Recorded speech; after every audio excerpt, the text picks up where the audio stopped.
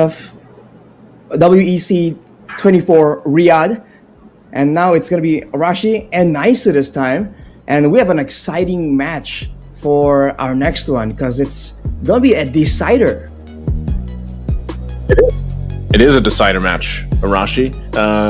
It's two. I feel like two teams that a lot of people don't know so much about. I would say because these are regions or teams that don't necessarily have as much of, I would say, like experience in terms of like being streamed and everything. Now, for example, for New Zealand, I know this team came from the OCC Australia qualifier, and if I remember right, they just started actually having their league over there. So these are rather two new teams. And then for Guam, of course, they went through their own selection process. And if you guys actually wanted to go and check those out, like if you want to know more about these teams, of course, you have the IESF.gg website you can look at. But also, if you go over to their pages for the official page on Liquipedia for IESF, you can actually watch their qualifiers. So if you guys wanted to get a glimpse of how that process went for them to lead them to here for the Asian Championships, you can check those out. So, but there's a lot here. I feel like that's left to be uncovered here, Arashi. Especially with so much at stake right here, the winners, right, will make their way on to the next stage in Riyadh. So definitely, whatever stops they had saved up, whatever strats they were saving maybe for a later day, they gotta pull out now because this is kind of like a big moment for them. And even though they're a younger region, as we were discussing earlier, Mia and Mirko, just because you're newer to the scene doesn't always mean it's a bad thing. That can mean that you are a bit more adaptable. That could mean that new strats, new changes to the meta could be a bit more to your advantage, actually. But as we were talking about, ladies and gentlemen, up next, Guam versus New Zealand. Very new faces in the Mobile Legends scene so far, but we're really looking forward to seeing what they bring to the table. Real quick, Arashi, I have to ask you. I know we're waiting to see this, and we can only theorize so much because we don't have as much data to go off these teams. How did you find the last match? Were you surprised? I was watching, back here, so I have to ask you: were you surprised with the results from the last match? What did you think? Just real quick. I mean, I gotta say, I'm very surprised because even if they weren't going to be doing as well, I thought they would for sure kind of at least put up a better fight, made it a bit closer. But more on that later, man. For now, for Guam, GI3S, Kai, Secret, Slopezi, and Akuma. This lineup, like I said, I tried leading into ISF. I tried watching as much as I could of their qualifier, their selection. They called it like the selection for ISF. And, listening to the casters, because this is always where I feel like you get the best insights, if you will. And the casters there talking about the team from Guam, the selection, they said they have a lot of good players over there. So they really had to kind of decide who were they going to create for the teams and then who would they eventually send over once they got through that qualifier. So this is going to be interesting to say the least because of the fact that they have a distinct play style, I would say. Even if you look at the next lineup, which is actually coming up right now from New Zealand, they also have a very distinct play style. But it changed because when they were going through their qualifier, we haven't been on the patch just yet. But why don't you go ahead and take us through this lineup from New Zealand? So Chlui, Fat Penguin, Noob Master, Groovy Groove, and Touch My Bun. I have to say, I'm loving the name so far, man. It has a lot more meme potential, and I think a bit of fun is always a welcome addition to Mobile Legends. But as you mentioned, Naisu, their own respective unique playstyles, that is definitely what we're expecting, we're looking forward to seeing. But with the changes here, who knows, right? They might maybe be forced to try and take inspiration from other teams due to the more drastic changes, or maybe they've gone even further down their route of uniqueness and came up with something even more unique than what we're expecting. I saw, like I said, all we can see is based off what they went through with their qualifiers, and they had some meta picks come up. They had some Novarias locked in the mid lane, the Farsas. They had the XP laners that we're usually used to seeing, like the Yuzhong, the Charizla. CC even picked up a couple times.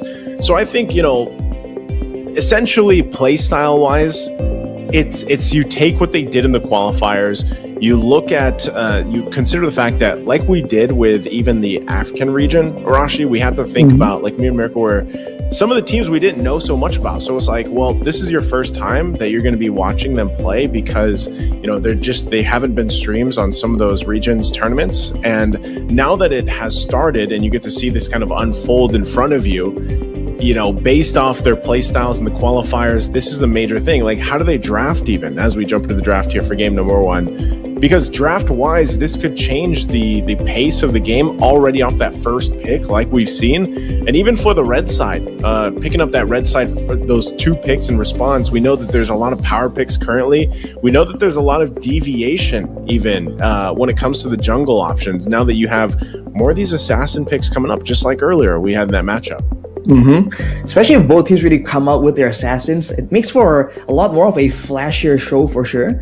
But for now, looking at the bans, it's the Harith, it's the Valentina. Nothing too crazy just yet, but you have to wonder, right? With regions with quote-unquote less experience here, usually that macro game is something that takes a lot of experience, a lot of time to really try and mature into. So with that being said, the Lo Yi and the chip really does come to mind as something that can be used to great effect, but we'll have to wait and see if that is what they want to go for, or if both teams prefer just going straight for that scrappy playstyle that, in a way, is a lot more straightforward, a lot more simple, and it lends itself to teams that want to make sure that they can get the fastest improvement in the shortest amount of time.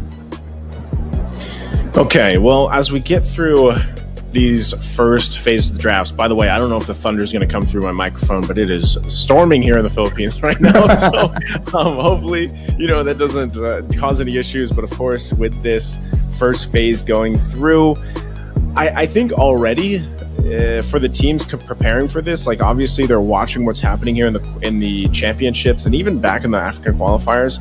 This is where they kind of paint out their own meta on how they want to play. I think even your guys' interview earlier with Coach Arcadia from Malaysia, it was like, you heard him. They're preparing for multiple things at once, and I feel like a lot of teams are in that position. Now, specifically for New Zealand and Guam, I don't know how many more tournaments that they're preparing for, exactly what the calendar looks like over in that part of the world. But this, surely, IESF, one thing that can always be said about a tournament like this is the amount of XP boost. Like if you have, the cards in game that are like XP boosts for your account, right? That's this here for these teams like this. Like they get a huge XP boost just competing in IESF, and that's what we've seen time and time again from the teams that are a part of it. So now, next ban, it's Claude. These are already different bans than we're used to, Arashi. I mean, so far in the first phase.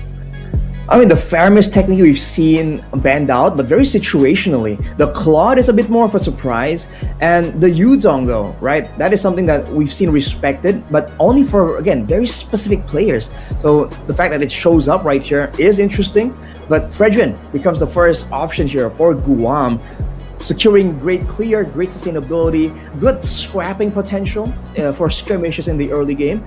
So now for New Zealand, we have to see the first inklings of what we can expect here. Is it going to be some more front lines? Oh, it's going to be the Roger first and foremost. Okay, Roger picked up Chip. Wow, finally, we're actually going to see the Chip locked in. It's been kind of slept on, I feel like, so far throughout today. Louis another pick, and I don't know if that's actually what happened here, but it looks like they missed. It looked like Guam missed a ban. So I'm assuming that they actually did miss one and they only banned out 2 heroes here, but they're going to lock in, of course, Fredrin, Mozkov, Exborg. This is very reminiscent of before the patch even came out and some of the new items. Now, I know we've seen Fredrin pop up now a couple times, even with a different emblem set sometimes, and the way that the build goes for these tankier junglers has changed. I'm just curious if this Roger is actually going to be the opponent in the jungle, because so far we've seen Roger in the jungle, seen him in the gold lane. Mirko asked me this earlier, what I thought was the best lane for Roger. I personally still think it is the jungle. Like I like him better in the jungle. Okay. And we'll see if they actually go this route. What do you feel about it, Rashi? Like do you think this Roger would actually be good in the jungle against the Fredrin? Oh, well, that answers the question, but I still want to know your opinion on this, Arashi. I think it can do well against the Fredrin because of the clear speed and the fact that you can actually do well to really punish the Fredrin, because Fredrin likes being kind of on low HP, and so if you're on a hero with an execute, you inherently have a bit more of an edge against them. But of course, I do feel also that the gold lane now is just so critical, and I like having a healthy amount of DPS on that gold lane marksman. So I think Roger, I would prefer in the jungle as well, but again, it depends on the rest of the team as well. You can't just pick in one hero, slot him in without knowing where it fits into the rest of the composition. But now, up against the Moskov carry here, I think we've seen that it's been somewhat equal skill-based, but the global presence from the Moskov, we've just seen it being used to great effect just last match. So I think for New Zealand, they're going to try and contend with that using the chip. So expect a lot of action there being taken by force towards the goal lane. I think that's part of the hard part of Hero Rashi is utilizing the chip. I feel like obviously shortcuts great. The way that you get to move around the map is great. You get a lot of utility with that, but still I think, you know, for most teams, the fact that they're playing, okay, hold on, we'll see what ends up happening for the second phase of the draft. Do we have the same? All right, we have the same. I thought something else would happen. That's the point I was going into, Arashi. I was going to say, if you're playing into the chip that's moving around with the utility, Louis would be great. It was still open, but then New Zealand's like, no, Naisu, we're banning it out. They ban it out. They get rid of it. That's fine. Good choice. So I think the obstacle here for Guam, remember, guys, this is a best of 5. This is not a best of 3. I know we opened today with all best of 3s. This is a best of 5. I don't know if we stated that, but this is a best of 5 because there's only 2 teams from Oceania. So this team, whoever wins from this matchup right here, will go directly to Riyadh in the WEC. That they'll lock that slot in. So it's down to pretty much this one series, and you want to see them both kind of get that footing started off on the right foot for this series. And so far, I'm liking the way that New Zealand is going about this. Even that last ban is the Vexana. They take care of that. Taking away a lot of the crowd control tools, knowing that they're going to be trying to barrel down as a whole, like Death Ball, as a big unit there. The Vexana can stop it in its tracks, especially with the Terrify mechanic. It can spread from one hero to multiple heroes as well. So taking away the mages as well is the option here for New Zealand. We're seeing a Minthithar in the bans, by the way, Naisu. So I'm not sure if that's actually what it is, but that also means that they're really concerned about all these gap closers, all these dashes that New Zealand might probably try and secure for themselves to go for something that just dives all into the backline. But with a Fredrin and an X-Work, I'm not even sure if New Zealand wants to just go in such a frontal manner, you know? Ah, man. Okay. I'm trying to think here for New Zealand, how they're going to round this out. They still need... There's the XP lane, I guess. Esmeralda locked in. Interestingly enough, the last pick needs to be a mid lane, unless something crazy happens. I don't know if that is. I can't completely count it out because earlier we saw Teresa mid and Edith Rome. Well, Edith Rome isn't too crazy. Or no, sorry, Edith. What was it? XP lane? Edith XP lane. Anyway, Teresa mid. So this one, Esmeralda. If for some reason it ends up going in the mid lane, then they still need quite a bit of, they need something good to lock in their lineup from New Zealand. But if it's not, and that is going to go in XP lane Esmeralda, and they go for a mid lane, the Vexana, like I said, they're the ones that banned it out. So that's interesting they took it out. Novaria, is Novaria still open? Yeah, yes, it is still open. The Valentina was the one that was banned out. So we'll see. Florin, wow, okay, and the Lilia locked in here for Guam. So interesting with this. How do you feel about that, Arashi, for Guam? So for Guam, I feel like that really just yells out, we're here to stay, like to entrench down and just stay in those fights. A lot of DPS tools, even including the mid lane, the Lilia. Now, especially if the fights go longer, you can get resets on those angry glooms. So that is something that's already such a big problem. Now with the Florin as well, they can stay in there quite indefinitely. And the response to that is going to be an Odette. So now it's going to be a full-on collision, almost like combo-based composition from New Zealand against Guam, that if you don't really get secure the kills outright immediately in the beginning of the fight, becomes an absolute nightmare to deal with. Okay, Odette, I'm liking the Odette being locked in here because the biggest threat I see from this is obviously utilizing the chip. You shortcut in, boom, here's the whole team fight. Or even if it's just an Odette, you actually don't need to send everybody. But if the Odette goes through, Swan Songs into the Guam here as a whole, that's something you really have to respond to and deal with. So I think scaling wise, though, one thing that they really have to deal with is the healing throughput from a Florin. Like, we know that she's probably, I don't know actually if she has more throughput now healing than Estes, but I'm pretty sure it's pretty high, especially the fact that she gets some like true healing through that. But this, I think, is the biggest thing that New Zealand wants to answer. And we know there's so many items now that can deal with the healing here, Arashi. But let's go ahead and jump into the game.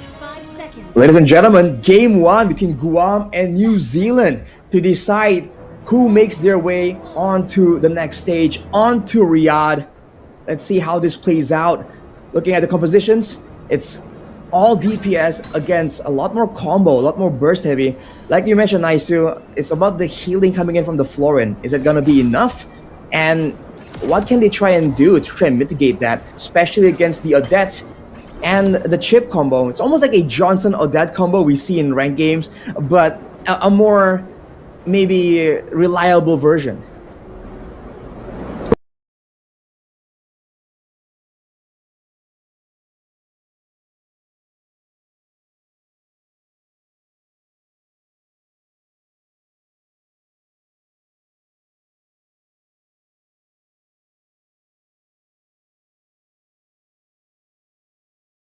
Reliable version, the Johnson Odette combo. We'll see if that actually plays.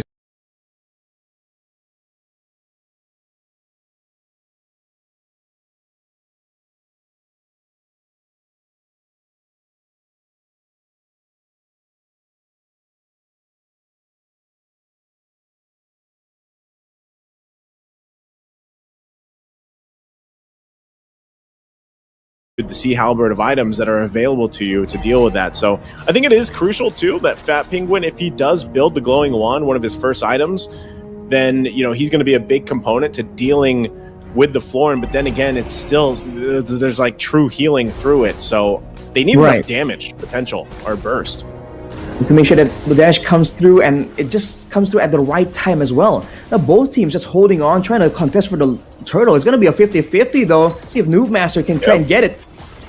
Wow, Slopezi goes in and gets it, and now they're going to be in trouble a little bit longer. Groovy Groove will fall the first blood. Spirit Destruction already used. There's the last Insanity. Double kill for Secret already.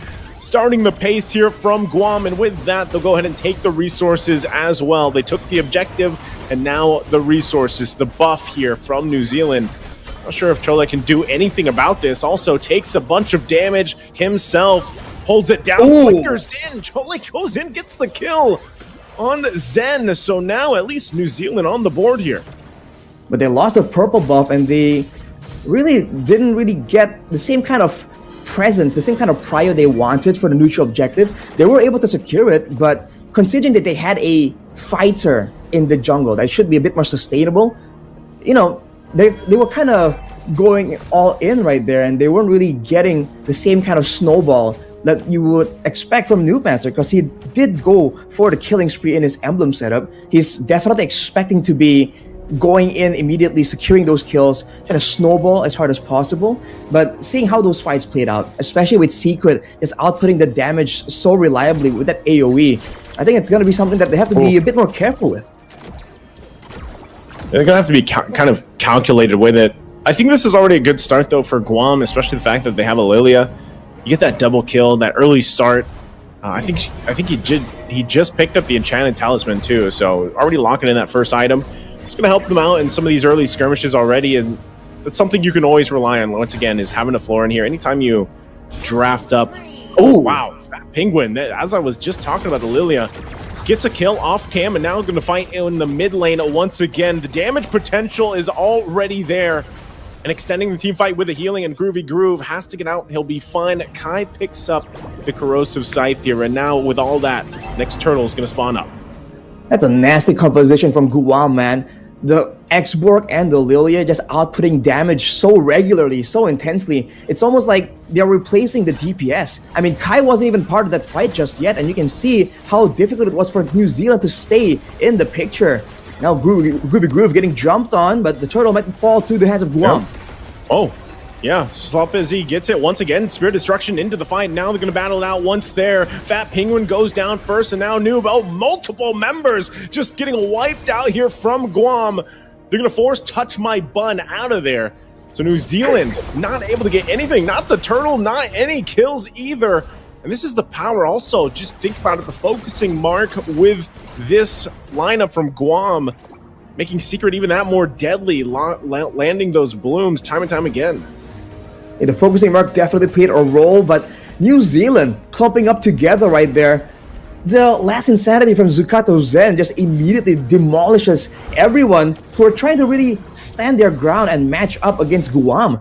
If New Zealand wants to go for something like that, they have to wait a bit longer for their members to secure the first kill at least reliably. Because with a carry, with a Roger, there is a chance that they can burst down the first member, the main front line, before the fight even begins. But therein lies the problem, right? The Esports now going in on Shloi. Ooh. Last Standing going to use again. New Master was the first one to go down and still going to find it out. There's shields being taken as well. Groovy Groove could be in trouble. Pops the Vengeance will go down anyway and still try to hold it together. But again, they lose 3 bodies. Fat Penguin not going to be able to use that Swan Song the way that he wanted to. And it's another kill. New Zealand loses this fight quickly in the bottom lane. That's unfortunate, man. We were talking about the global presence coming in from this chip, but Guam doesn't care at all. They're gonna overwhelm you, pull you into their pace, pull you into their fights, and you're seeing that Groovy Groove wants to try and make opportunities happen for his team, but he's not allowed to do so. On the other side, Touch My Bun is able to actually get a turret in exchange, so small victories, but overall, the same underlying problem still persists for New Zealand. They can't match the damage output, and they can't really deal with all the AoE, and they're running out of options here to really force Guam to split apart. They can just stick together as 5, and New Zealand don't have ways to split push or don't have ways to crowd control to kind of break up the formations. Yeah, this is already a game in a situation where it's slipping out of the hands of New Zealand for game number 1 in this best of 5. And now they're going to set their sights here on the top side, working on that tier 1 turret. They've already got the other 2 in the mid and the bot. And they've got themselves nearly a 7,000 gold lead to go with it. So Guam now putting the pressure here on the top side. Not sure if New Zealand even wants to really do anything about it. Looks like they're just going to call it off. And really they're left to trying to decide where can they find the gold and XP to farm up to hopefully match up with what Guam has. Because when you have this kind of lead, it's tough to work around with. Look at this, even Groovy Groove on this chip. Just getting torn to pieces here. Half health already. Swap Ezzy going to go in, gets the flicker out from Fat Penguin. Might get crashed down. There's the last Insanity. Already forced to use the ultimate Swan Swung. Won't be enough as that goes down. And now Fat Penguin gone out of the picture. That's the biggest amount of early damage that this lineup from New Zealand has. And now they have to defend the tier 2. Guam eyes set on that. Another objective for the taking here. Not sure if New Zealand really wants to fight this out at all. Try to clear the ways they can. But once again, under the turret even. Look at the damage coming through. Last Insanity will find again a double as New Master drops. Guam decisively winning another fight. New Zealand really struggling with these team fights and really trying to catch a breath in this game 1. Zukato Zen on the Esports, man. Absolutely menacing. It's not just the damage. The fact that you can't really take him out immediately. He has the extra built-in Immortal with the Firaga armor. And the fact that he's so decisive here with the last Insanity. It's not just the damage, it's also the slows. He has finished that Ice Queen's one. So whenever those flames touch you, you're just so much slower than you usually are. And Secret has the same items. So now for Guam, it's all about tagging the members of New Zealand with some spells, getting them slow enough, and when you're that slow, the Florin will land a stun, the Moskov can land the Spear of Destruction, and it's just that. Oh. And look at the tankiness of Shloi. It doesn't mean anything. He's gonna get burned down. Cholet goes in. There's the last Insanity once again. Gonna find the kill. Spear of Destruction not gonna land on the target. 2 down once again for New Zealand, and that's also gonna be the Lord secured here for Guam. And Kai still putting the pressure on the top side. So just a win after win across the map for Guam as they further the lead. And now 10,000, nearly 11,000 ahead of New Zealand. This is one-sided as heck, man. Even the main front lines, Groove and Chloe on the EXP lane for New Zealand, they can't really stand in the front any longer. The fact that Esmeralda went with the lethal ignition as well, wanting to do a bit more damage perhaps in the laning phase, but now she's just struggling to really stay alive even. She can maybe escape from big fights, but that's about it. Even if there's an opportunity that New Zealand can capitalize on, they don't really have the engage tools to really try and catch someone off guard. With the Lord coming in right here, Guam, with such a gold advantage, might just go for the base turrets immediately by brute force. Yep, they're going to go for it. Lord now at the base, knocking on the doors of New Zealand, trying to hold it together the best they can, working against a massive lead. And there's Groovy Groove falling once again. This last Insanity will not stop, just unleashing hectic team fights here all around, and now New Zealand can't do anything with the fight as Guam will take game number 1. Wow, what a destruction coming out of Guam. We thought that this is the deciding match. Everyone has all the stops removed, but man, Guam was just pushing that aggression on another level. That was the first Lord they picked up, and they immediately just brute forced their way through the base turrets, through the 5 members of New Zealand to try to just immediately wrestle away game 1. They did not have permission, man. So just a little fun fact, that last team fight, they came in like a storm. My power flickered like a storm. So my power flickered. Oh my goodness, bro. Coming in like a little storm, man. I did not expect this from Guam. That just came out of nowhere. We thought that there were some more plans here, some more calculations on how they want to approach the fights. But it turns out for Guam, it's just non-stop fighting again and again. They did not have, by the way, a big team fight engage tool. They did not have like an iron hook from a Franco, a big penalty zone. They just kept moving forward. Their main engage tool is Zukato Zen just going in aggressively, slowing everyone down and just bursting you down outright. And even when New Zealand saw a chance, the counter was just too much. And the healing, Naisu, you've been highlighting it since the beginning of the game. But man, this Florin was just untargetable with all this damage, all this utility spread out in the front. You know, as you look at the highlights here, I mean, it's mainly a Guam highlight reel. And it just, I don't know, it's one of those very one-sided games. And I think as for both of these teams, when you think about what do they have to, like, playstyle-wise, number one, Zucano Zen on this Esports was just deadly. Every single team fight that they had or initiation that they had really, it was so hard for New Zealand to play against the last Insanity. And you saw that, especially when he had the Ice Queen 1 locked in, it was just even tougher to get away from the initiations, and Secret starting things off with the double kill early on that he had, and just really well played from Guam. I mean, clearly this is a team that has synergy with each other. They have some experience, especially in their local scene, because it's very apparent here the way that they're playing. And I'm going to go back to what I heard from their casters, right? Where their casters were talking about for their Guam selection team, that there's a lot of good players over there. They even said themselves they're just not well known enough for the rest of the world to know them. And I guess, you know, this IESF platform is going to be the first time that a lot of people get to see some of these players.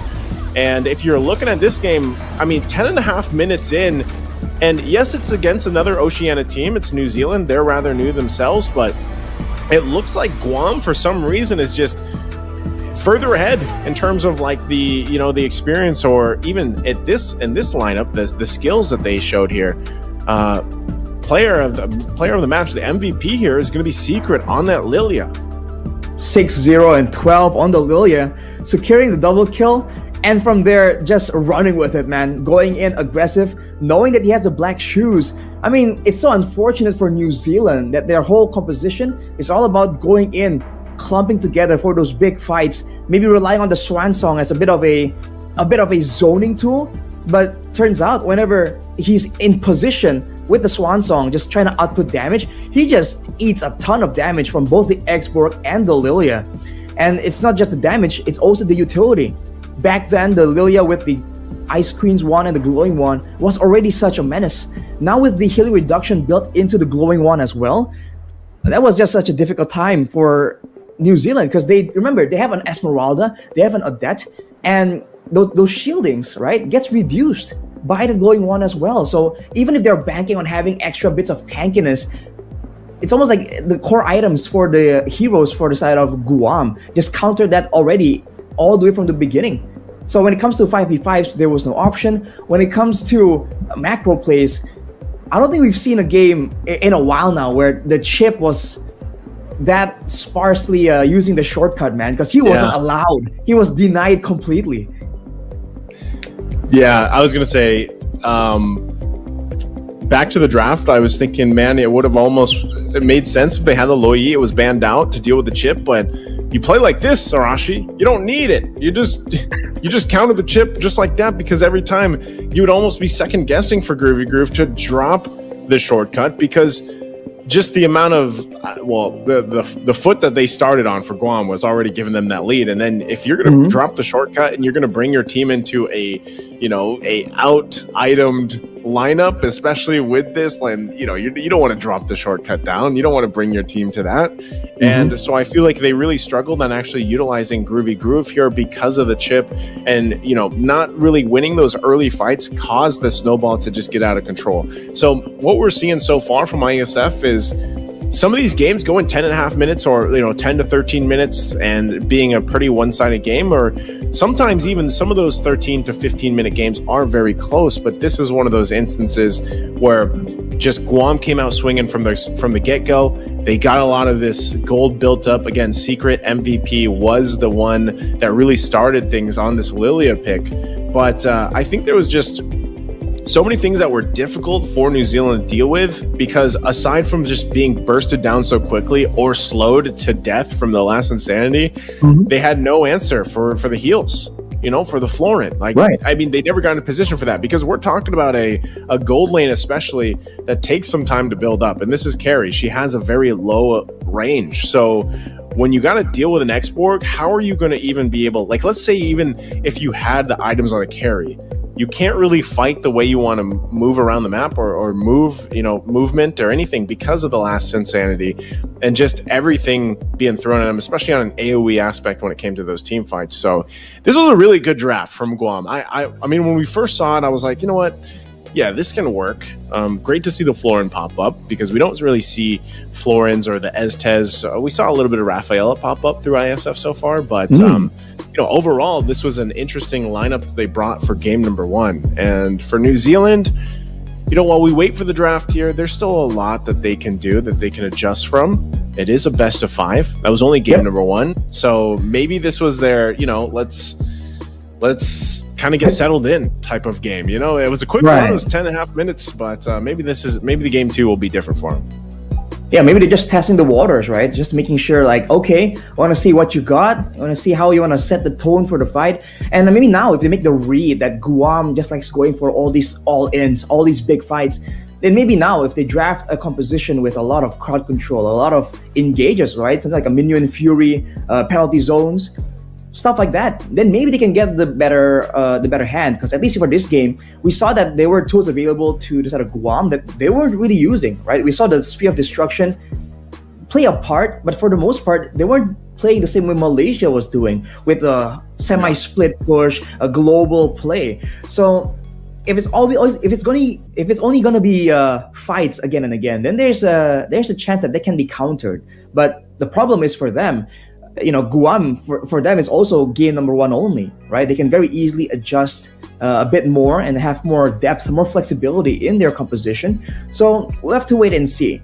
I think one thing for sure, for the side of New Zealand, they're going to be a lot more respectful of the dive potential here. If they want to have especially something like a carry in the back line, I think for game 2, they for sure will be finding some kind of way to stave off the aggression, man. Because like you said, Naisu, against an X-Borg, even if you are fully built, your basic attack range is basically right up against the range of the flames, right? And it just gets a bit too dangerous. So I think for sure there will be adjustments, but the question is, how long will New Zealand take to really recover enough? And this is before talking about the mental game, right? There's a lot of pressure right here, a lot on the line, and for both teams, this is like their big opportunity to try and break out into the international stage.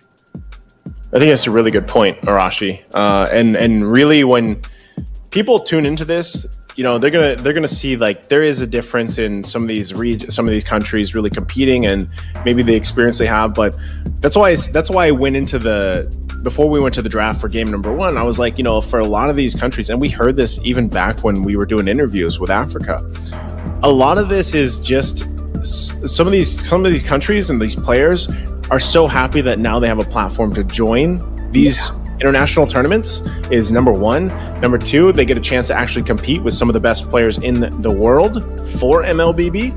And all that does is, obviously gives them the experience, gives them that opportunity to make a name for themselves in some way or another. Because, think about the actual possibilities of, having these platforms like IESF, where you might be in a region that isn't as developed, say, for example, a country like Malaysia, Indonesia, Philippines, and maybe you get spotted. There's talent all over the world out there. I feel like there's hidden talent all over the world, and you never know. Now that MLBB is in such this way for competitive pro play, where there's imports and exports everywhere. So like you never know what could happen here. But for ISF, I think the main thing is being a part of this competition, getting your name, getting your country, like fighting for that pride for the country and out there. And then I think too, at the same time, if they can qualify.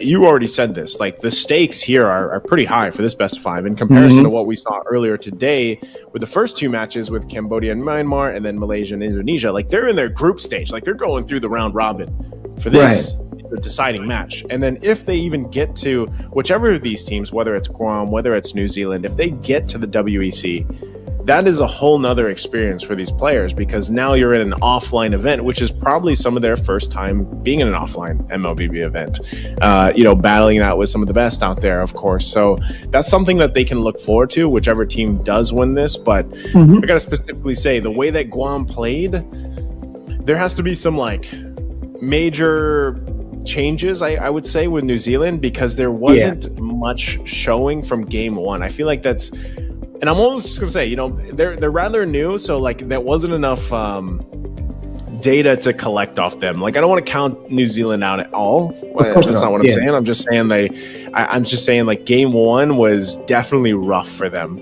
and Guam seemed like the team that knew what play style they wanted to approach with and then executed it very well. So, but if Guam does that in game 2, Arashi, I feel like it's almost safe to say like there is an experience difference here between the two. But I won't say it yet. I'm not going to say that yet, yet. New Zealand, you have an opportunity. It is a best of 5. Get us to a 1-1, and then let's start breaking things down, more technical here. Because lineup-wise, man, Arashi, it just wasn't like their lineup. Just if they took out the Esports, I feel like if they just took out the Esports, if it was banned out, then maybe they would have had a better chance in that game. But like you said, even in the highlights, Esports was a huge nuisance to New Zealand here.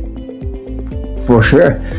So we have to wait and see, of course, what kind of style, right? Again, we talked about how they had tools, they weren't using it. I think we have to also highlight the fact that there are some moments there, like, I think one that really stuck out for me was where there was a fight on the bottom side and it kind of ended already, but then there was a shortcut placed down by Groovy Groove. In fact, Penguin came in like later to try and save it.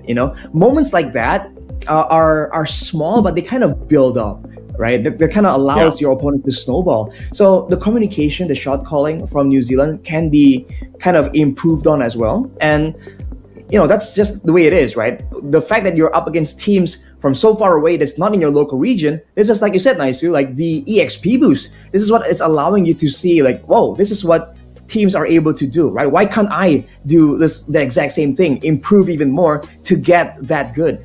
So I think for New Zealand, like you said, there'll be adjustments for sure, and there needs to be adjustments, but it's also a great chance for them to now recover a bit from this and then bring in something and show what New Zealand has got to offer, because we've seen that they want to be aggressive, right? We saw the killing spree on the jungle. That's a bold move. We haven't seen junglers carry a killing spree in a long, long time. So I hope we see something cooler, something amazing coming in from New Zealand. But of course, it all begins in the drafting phase. And you have to wonder, again, what kind of adjustments, right? Because you said it's not just about the damage, it's not just about the utility, it's also the healing and stuff. It seems like Guam has I guess, more experience because they've had more layers here that needs to be dealt with by New Zealand, and whereas New Zealand is a bit more straightforward. So I think right immediately there in the drafting phase of Game 2, we're gonna see something of that nature. Number one, I just want to say a quick fact. It's done storming, so I think I've made it through the storm. Internet and electricity holding on together because I was so worried for you, Arashi, but I had to call Mirko back here. But I was also, while you were explaining that, and kind of what New Zealand needs to do to change things up. Part of that is me thinking like, what did they play in their qualifiers during the OCC qualifiers to get them here? And so as I was looking at that, you had some changes. I mean, and probably some of this has to do with roles, it looks like, because me looking at this, I see, Groovy Groove playing a different role. He was playing some Mincetar, even in the XP lane, and then you had Fat Penguin playing the roam. So I'm just wondering if they're still trying to figure out what fits the best for their style, because even Fat Penguin through the qualifiers in one of their games, which I believe was a sweep, to get them here, he was playing like, Angela, there was a Kaja, there was a lot of these roam picks that are still actually pretty good picks and valuable and they could use. I mean, even Noob Master was actually the jungle during the qualifiers. So that's why I had to go back and look because, of course, we see this quite often where teams will change roles or they'll even have some new members for ISF as they get ready for that and everything in comparison to what they compete with. But it looks like now that I've looked this up a little bit closer that even some of the roles were different here. So it makes me wonder, because we saw this in a couple different teams so far through the online games, where game 1 was a specific lineup or setting of roles and everything else, and then from game 2 like they switched it up. So that's something we might want to keep an eye on as we get to the draft here and for game 2 in just a second, are those the same players going to the same roles? Because maybe we just saw some different combination, of that. But obviously, they weren't running the lineup that got them qualified here to ISF. And by lineup, I mean roles. Like the roles were different. They were switched up. So we'll see if that happens because so far, again, when I'm looking at it, they had a very distinctive play style through the qualifiers. Here we are. We're jumping into the draft here for game number 2. You're going to have New Zealand on this blue side and you're going to have Guam on the red. So right off the bat, Arashi, 100% agree with the first man. Get that export out of here, says New Zealand. Yeah, they don't want the smoke, literally, right? The fire is just too much to deal with. But already changing the pick order as well here. Interesting move from New Zealand. We'll see if that pays off for sure once we've seen some of these picks and bans trickle through. But you also mentioned earlier, Nicey, the Mincetar, right? That was something that New Zealand actually put to good use. Well, hey, Guam banned it away in game 1, and I was quite curious about that, right? Like, okay, is this something that's great in their region? But I guess they're having they did the research on their own here, showing again that they're taking this match very seriously. They've done their research. They have an idea at least of what to expect. And looking at the bans right here, Fredrin on top of the X-Borg, considering the amount of DPS slows coming in from the side of Guam, that Fredrin actually played a role as a bit of an engage tool, right? And part of why New Zealand can't really approach the neutral objective fights properly was also due to that quote-unquote Fredrin advantage with the healing, with the damage. So not the pretty good ban for the side of New Zealand, but we'll have to see what exactly do they want to pick and what do they want to force onto the side of Guam. Good observation, because I think part of this too, if you really want to deal with Guam, they could ban what they win against in the previous game, which it looks like they're going that route. I don't think they ban a Roger here. Roger wasn't, Faramis is going to be banned out. But like Roger, I'm just going to say, I hope it's not first pick priority for New Zealand. I think there's a lot more quality heroes that they could draft with the first pick. Guam, we're going to wait for the last ban. But this happened last time too. Like, I don't think this is a missed ban for our viewers out there. I think we're just waiting to see what that first ban was. It is the Valentina is all we see right now coming out from Guam. But so far, it's New Zealand. I think it's more so of where are they going to go role-wise, and then what do they want to jungle with? Because I feel like that's part of the equation here, solving the equation is having a good jungle rotation early on, because Guam started off strong and fast, man. And that's one thing that was apparent with their playstyle. So there's the Yuzhong banned out. Let's see what this first pick's going to be. Okay, it was they still went with a mid-star. Right. Okay, it is a mid-star. So that's actually a respect ban from Guam towards New Zealand. So like you said, obviously they know what they did their homework here. Mid-star is banned out, Yuzhong as well. So again, kind of really trying to decide what is that first pick going to be. I'd love to see a jungle picked up. Fredrin's banned out. Not sure exactly if they want to take the Lui Yi. Chip, I wouldn't take Harith, I guess. Harith? Do you feel good about this first pick for the Harith? It was nerfed, and after the nerf, we saw that the win rate dropped from the 100% pick or ban rate, at least in our region in Indonesia. So I think it's still very good, though. There's still some options, especially with the changes to some of the items. I think there's potential for the Harith for sure. It's still one of the stronger gold laners, but you have to remember, it depends on how you play it, right? And if Guam can find ways to kind of make it an uneven fight through rotations, through ganks, and go and play that macro style. I mean, the Moskov is something that's still available, and we've seen a lot of teams when they see this Harith, they recognize like, okay, this is a very strong lane bully with sustain, with poke and burst damage. We can just avoid those fights and go for this global plays. But Guam going for the Ruby and then the Esmeralda. We haven't seen a lot of Esmeralda since couple of seasons back, but especially in this for these two teams, I guess that Esmeralda, it seems to be something that they really enjoy. And I guess against the Harith, there is some value here to be found from that Esmeralda pick, but they've only shown one pick. I feel that Esmeralda pick came out a bit too fast. I think it was a good answer, I guess, for this. I mean, purely for the Harith. Like, that's all I'm thinking. Purely for the Harith. They lock it in. Florin. Okay, so interesting that they will pick this up. New Zealand will pick this up, even with the Esmeralda coming up early on.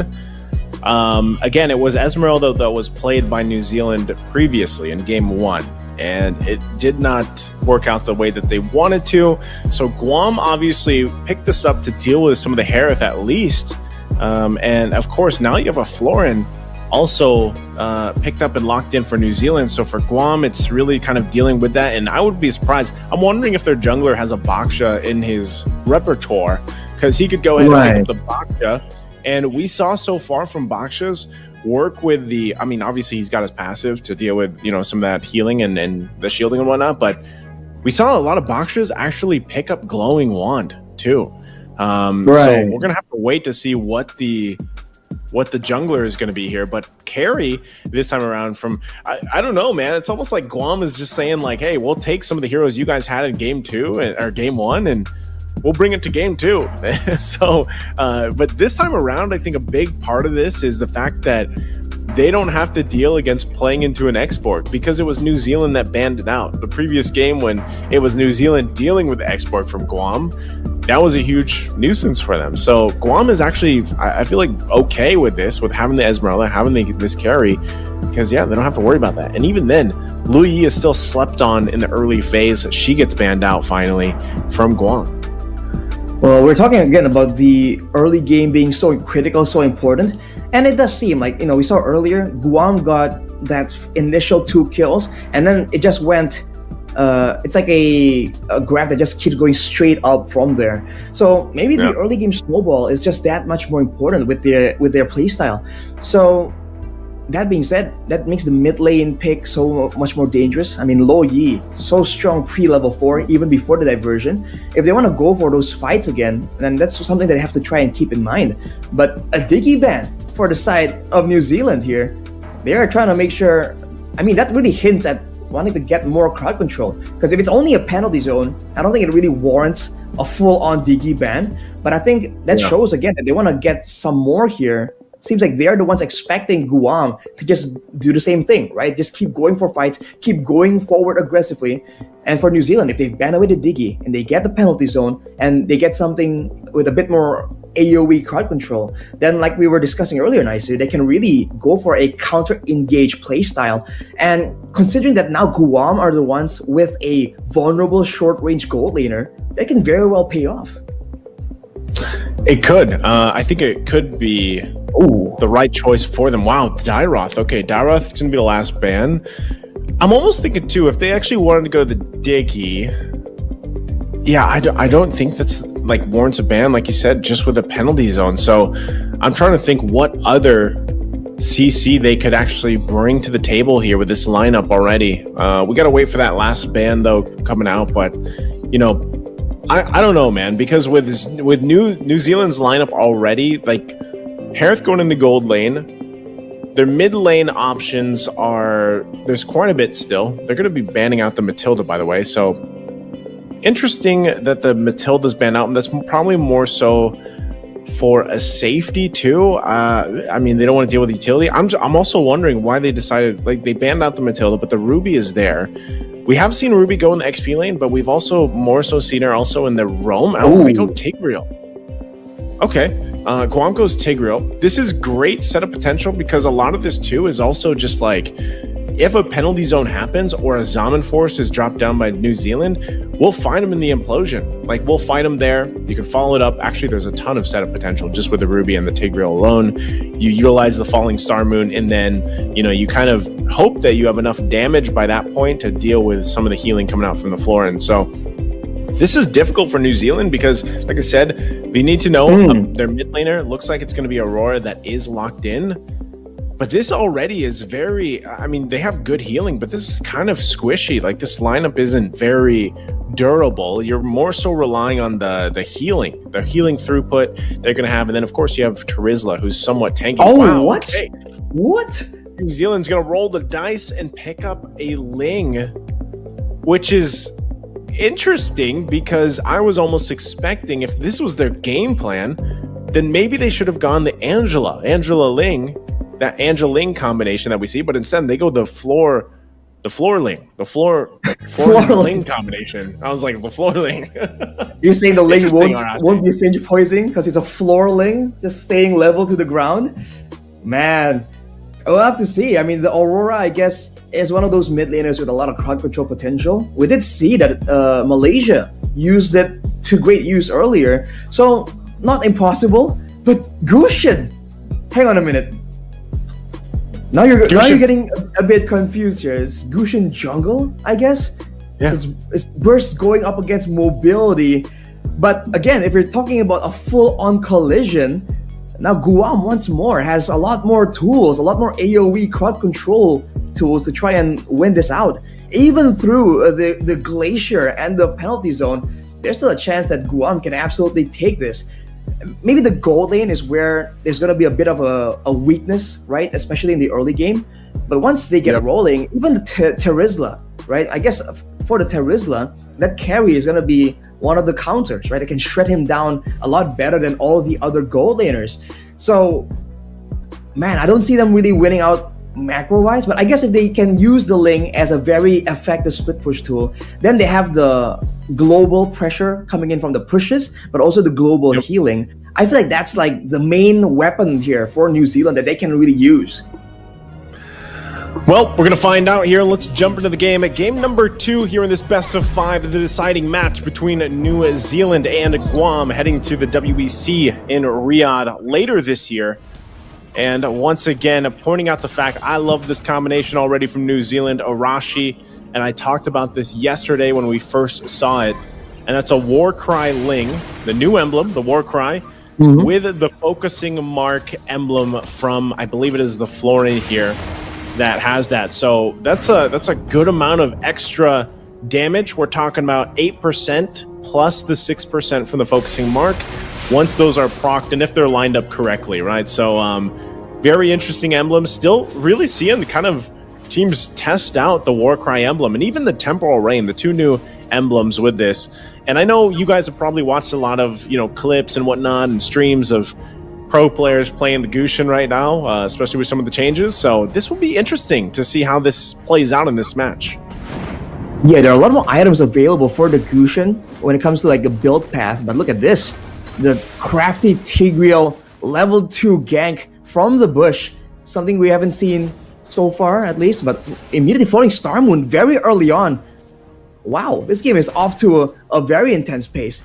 But yeah, I guess for New Zealand, they have a lot of damage addition here with the focusing mark and the war cry. But my concern for them is how are they gonna make sure that whoever they're jumping on actually sticks around? The only stun they have is on the Florin, so if that doesn't land, everyone from the side of Guam can very easily just move out. And look at the bottom side, the Harris, getting kind of low, but we have a pause. Yeah, we're going to take a breather here, but it looks like you can see already the reason for that Esmeralda pick. You know, lock it in that Esmeralda gets those shields that he wants to work against. But with this, no one going down just yet. It's mostly, you know, leading into that first turtle fight and everything else. And I think this is where we have to see. It's been a while since we've seen a Ling versus a Gushin in the jungle. The only thing I worry about having a Gushin though is, again, at least the Ling can kind of like hang around, you know, like hang around on the walls with a Finch Poise, like stay there, set up if they want to, and then you're always kind of relying on the fact that, okay, well, at least we have healing potential to help support that. Whereas the Gushin is more so like you have to be able to pull off like very finesse style things. Like that's, if I could think of one of the heroes that's very finesse like, it's Gushin. Because I mean, think about it. A lot of us, when we started playing MLBB, you probably saw some montage of like fast finger Gushin players. You know what I mean? Like that was the thing back then. And so this is still, I would say it's still great to see that it finally pops up in this competitive play, especially against a Ling.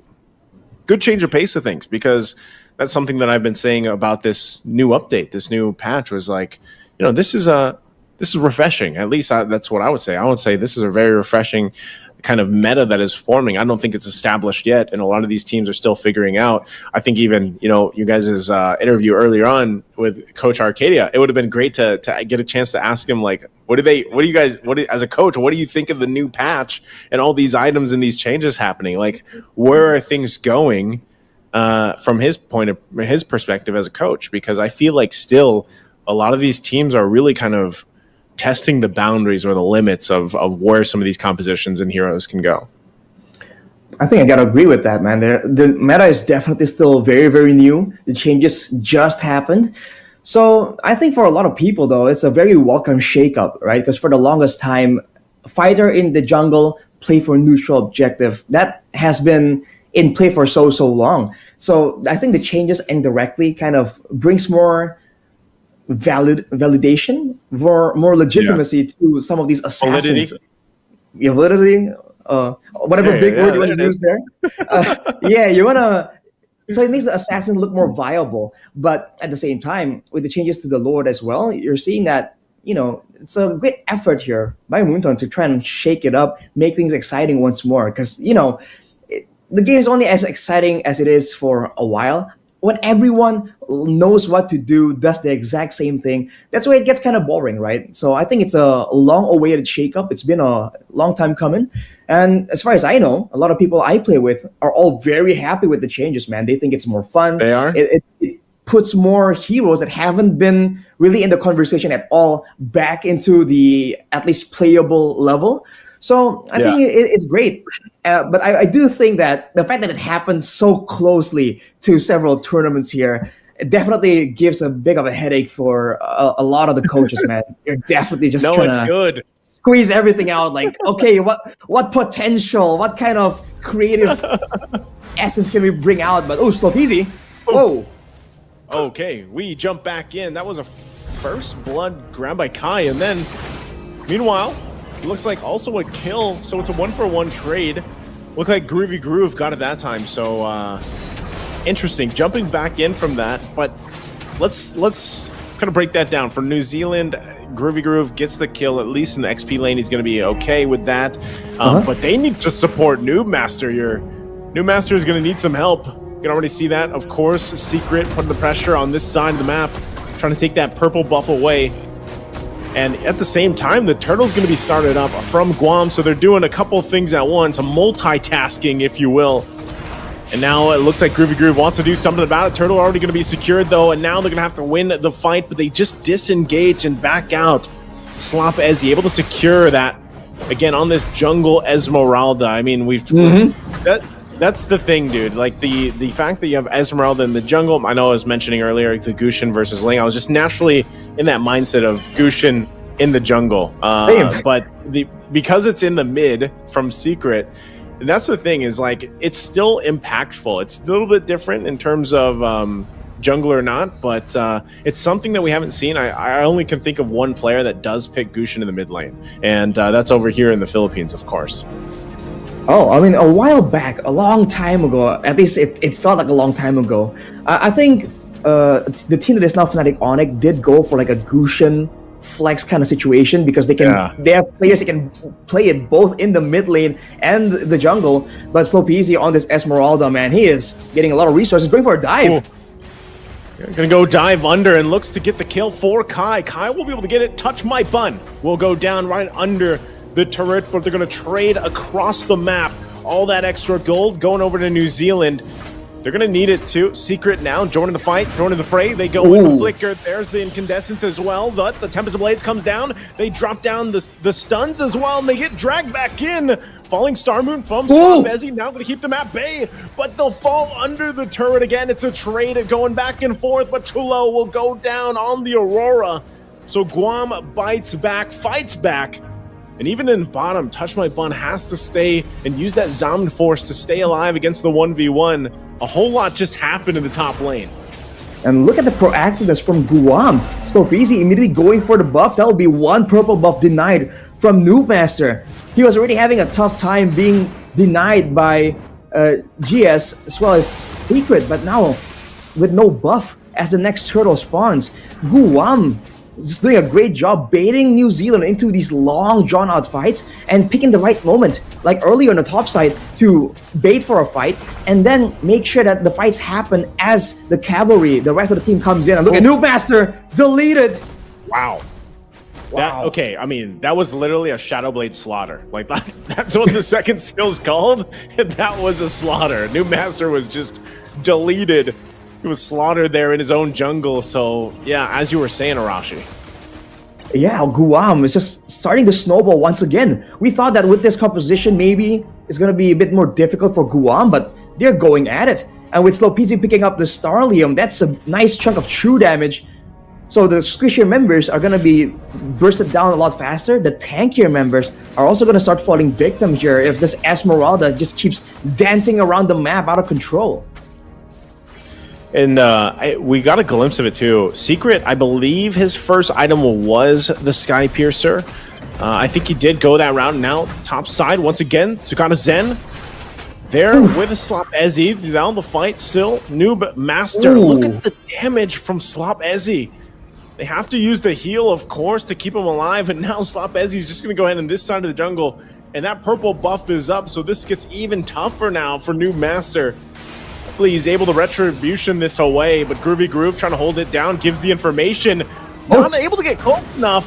A little bit too late to the party and pops the Tempest Blades, but still the fight. There's the Frigid Glacier now actually pumping out quite a bit of damage, and there they go. Noobmaster will fall in the exchange. They'll fight, but they get frozen once again. The passive already going to be popped from Chule, and now they have to back off.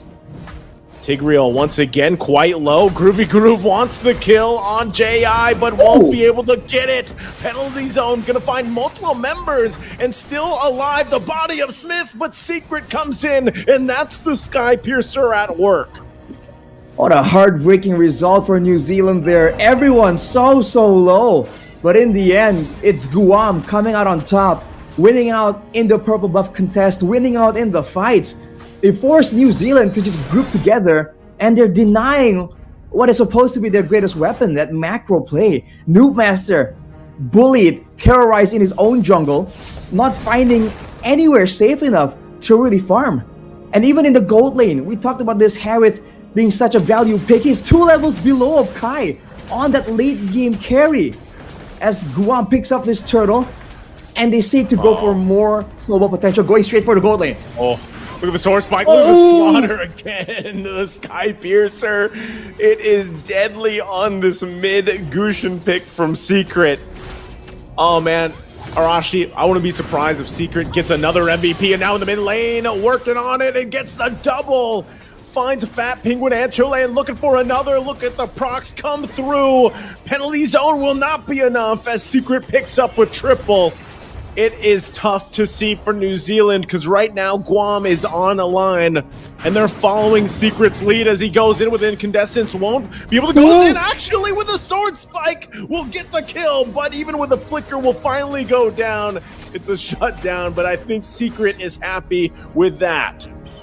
An instant one-shot Secret on the Gushin, man. We haven't seen this hero in so long, but this is what the new patch has brought, man. That's just so much more high-paced play, where these assassins have so much more to say. Already 8-1, how can they stop him? We talk about the lack of crowd control on the side of New Zealand. We're talking there about maybe the Esmeralda, but now, striking back. New Master? New Master in trouble. The heal's not going to be enough either to keep him up as he falls. And now it's Kai's time to shine, forcing them back a little bit further. Zugeta Zen won't be able to catch them up with that Ruby. Even the I'm Offended already utilized. So Guam, 10,000 gold ahead. It took them a little bit longer in this game, number 2. But Rashi, I think you're starting to put the pieces of the puzzle together here. Guam is on a different level right now against New Zealand. 9 minutes in, we're 15 seconds away from the Lord, and I'm not sure if New Zealand really wants to even contest that or get even close to it, as New Master continuously gets shut down and his buff stolen from him. And now he's not even going to go to his purple buff. He knows he was at least 3 levels below. He's going to try and push out the bottom side of the map, get a bit of farm safely without someone that can be penalized. They can be just caught out by Guam. But for now, look at the way Guam is playing, man. They just know what they want, what objective they're going to go for. And Slopezy once again with the aggressive maneuvers. Whoa. Okay, whoa, okay. I'm Offended, not going to be able to catch New Master, but I think Secret landed the sword spike. So we got New Master with the sword spike and the slaughter alone. Secret once again able to catch the Ling on this Gushin, and that'll be the Lord as well for Slopezi as he secures it for Guam. And this could be it as they push in 10 minutes in. It is only the first Lord, but I don't think New Zealand is farmed up enough to defend unless they throw everything on the defense here. And it looks like they might have to do just that as Lord makes its way in the bottom. So they bought themselves a little bit of time, but this defense has to be pulled off from New Zealand. There's more AoE for them, but let's take a look at that replay, man. Slopezy ushering him in. Zukato Zen tries to go for him, and we thought, oh, he's down. But Secret, man, immediately deletes him, gets out as well. Smooth operator as the waves come in, conceal from the side of Guam. GI3S there on the Tigreal, using that conceal, finds himself beyond the turret. We'll go ahead and scoot on out of there. So they get the shields. That's about what their whole plan was there on the top side. Now that the Lord is making his way to the bottom.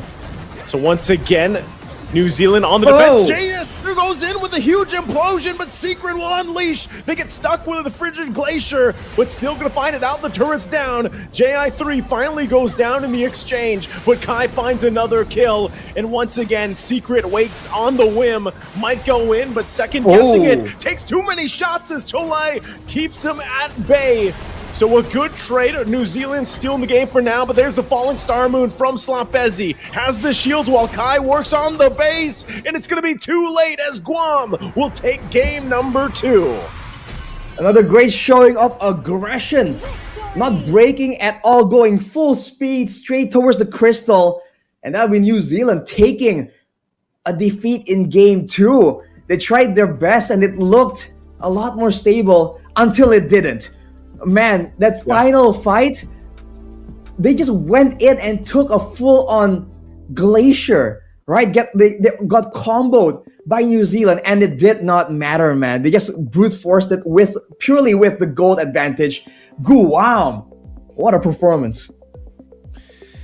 Yeah, you said it well, Arashi. I mean, it looked good until it didn't, and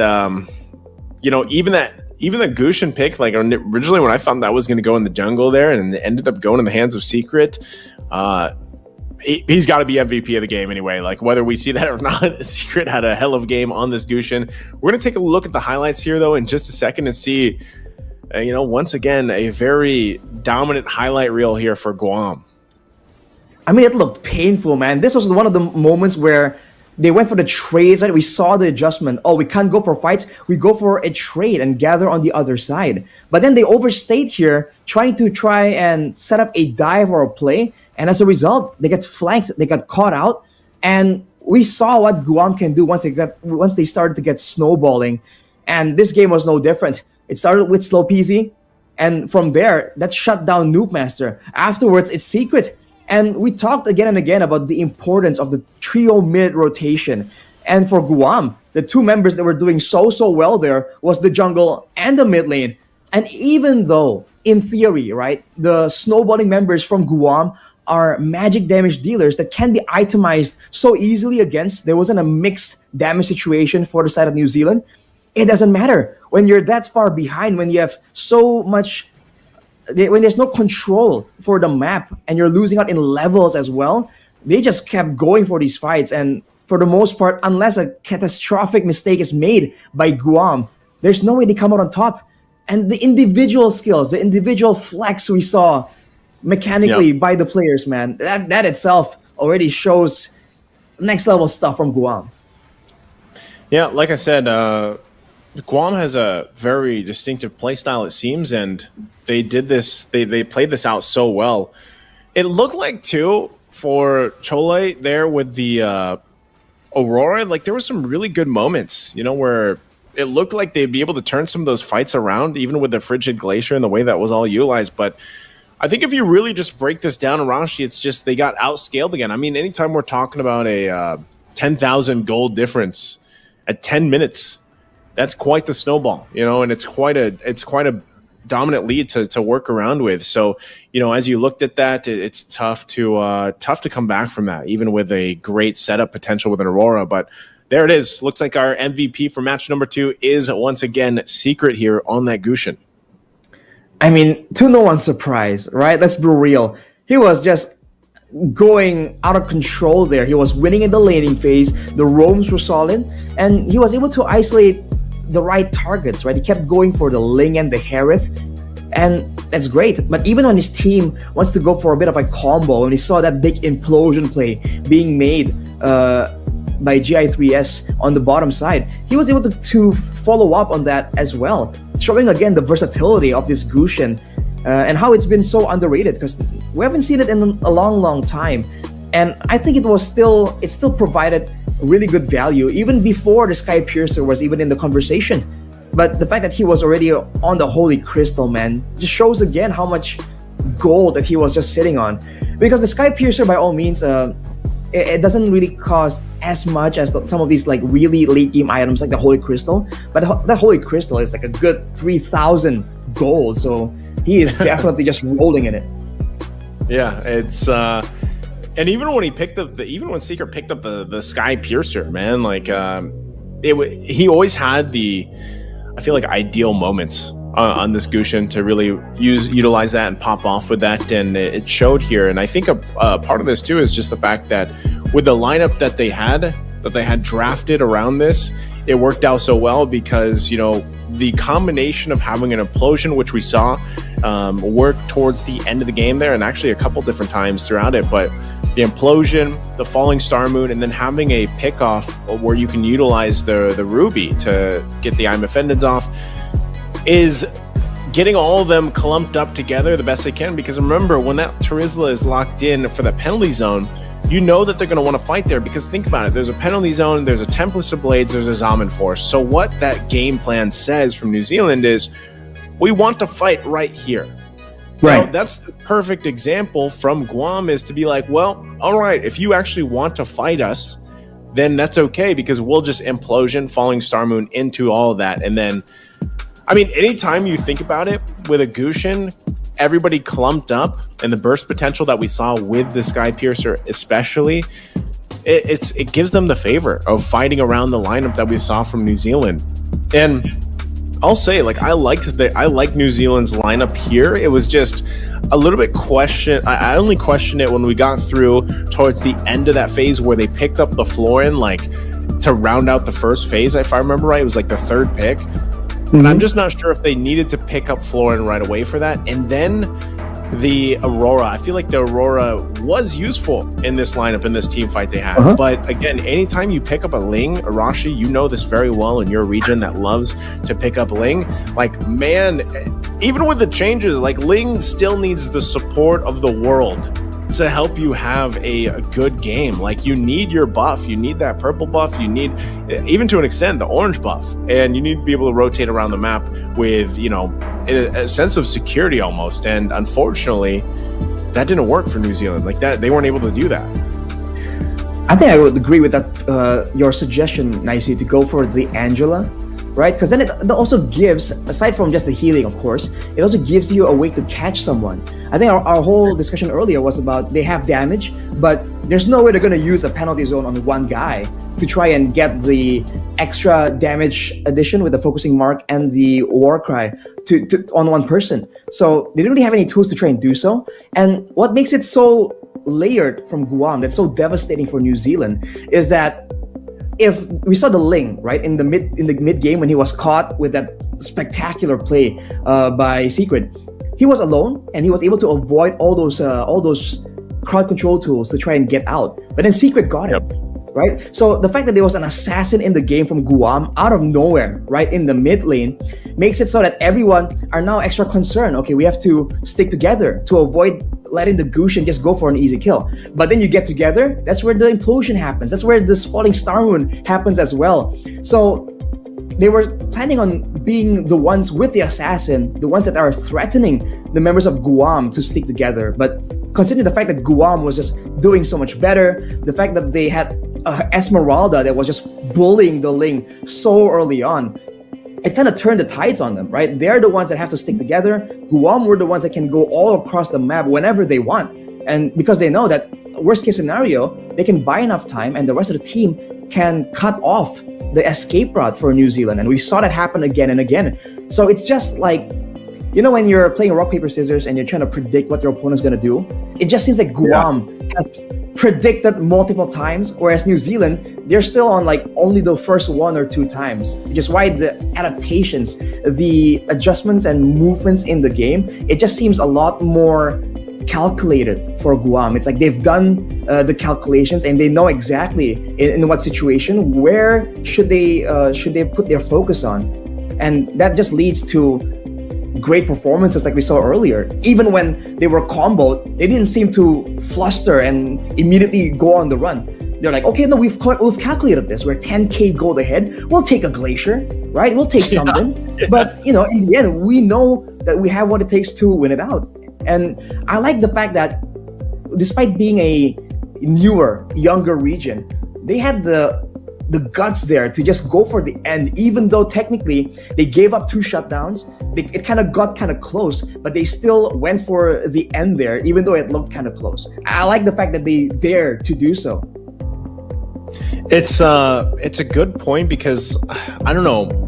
So far from, I think I said this earlier, and now I feel like I could say this with confidence, Arashi, that Guam is playing on a different level from game 1 to game 2 here for New Zealand. And I gotta say, I'm happy that New Zealand is part of this, and they got to compete now in the OCC, which is their league over there, and that's how they qualified for this and everything. But I think for New Zealand especially, if you look at the way they played game 1 and game 2 was a little bit better, but it's almost like they just don't have what to allow Noob Master to pick an assassin so far from game 1 to game 2. It just hasn't worked out. So almost like I want to say, like, if they don't want this to be a sweep, because Guam is on that track right now. Like they're very dominant game 1s and game 2. So like, if I'm looking at New Zealand on what they could do to change things, I'm still going to go back to the fact of maybe they role swap and play what they played in the qualifiers. Maybe that's part of it. Maybe, but then again, who's to say that this is what they practice and this is what worked best for them? So if that's the case, then good. Do that. But I think part of this is if Noob Master can play just a tankier jungler, where you don't have to rely so much on Noob Master to get these buffs and to have that certain play style, and let one of the other side lanes maybe even shine, or maybe that mid lane, then let that happen. Because right now I feel like the jungle is not even the biggest issue. It's containing Secret. Like Secret, like someone needs to Right. match up against Secret, and that has to happen here because, and I think that can, like, I think that definitely you can have a good matchup against Secret, and in that mid lane, you kind of lock that in. But again, Secret has had 2 back-to-back MVP performances now. And, first the Lilia and then the Gushin pick. Like, what else does this guy have up his sleeve to be able to play? With those, like, those are so.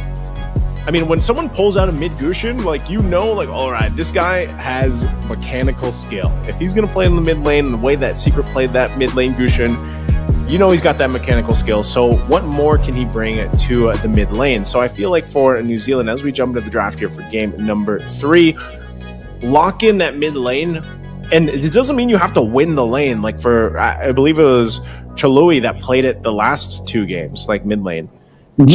Just go toe to toe, like stay alive, rotate well for whatever jungle. And that's why I'm going back to the point of give Noob Master a jungle where he doesn't have to rely on all these buffs. So you can just focus on farming up objectives, and then you let your mid lane, Chaloi, go with you, rotate with you as a 3-man, and hopefully get a snowball on your side, because we have not seen that yet, Arashi. We have not seen New Zealand have an advantage early on, and that's what they need. So establishing that is going to be really from the early point of the game with that mid to even jungle combination or whatever roam they decide to go with. So first ban's still going to be that Respect Minsator, by the way.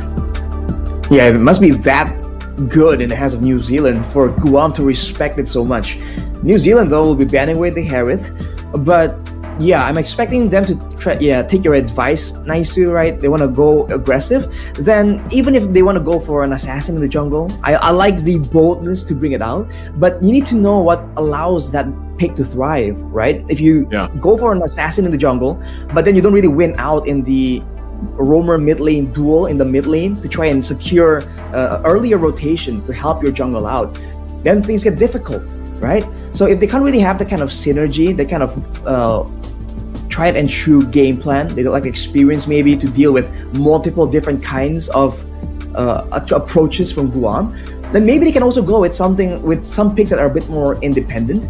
Because we're seeing that when they are trying to set up for plays together as a team, as 5, they're kind of getting countered here. So if they can maybe set up for plays solo, right? Maybe getting really strong laners, you can just try and go for duels 1v1, then maybe they can do a bit better.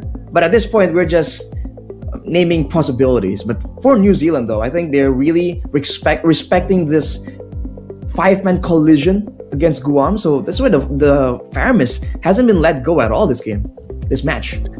Yeah, it hasn't. So, Guam sticking with the bans that they have, I think is, even if they let some of these slip through, Arashi, I don't think, I don't know, unless these are just pure power picks for New Zealand. But even when I look back at their games, like, they had quite a few unique heroes that they brought out during their qualifying matches.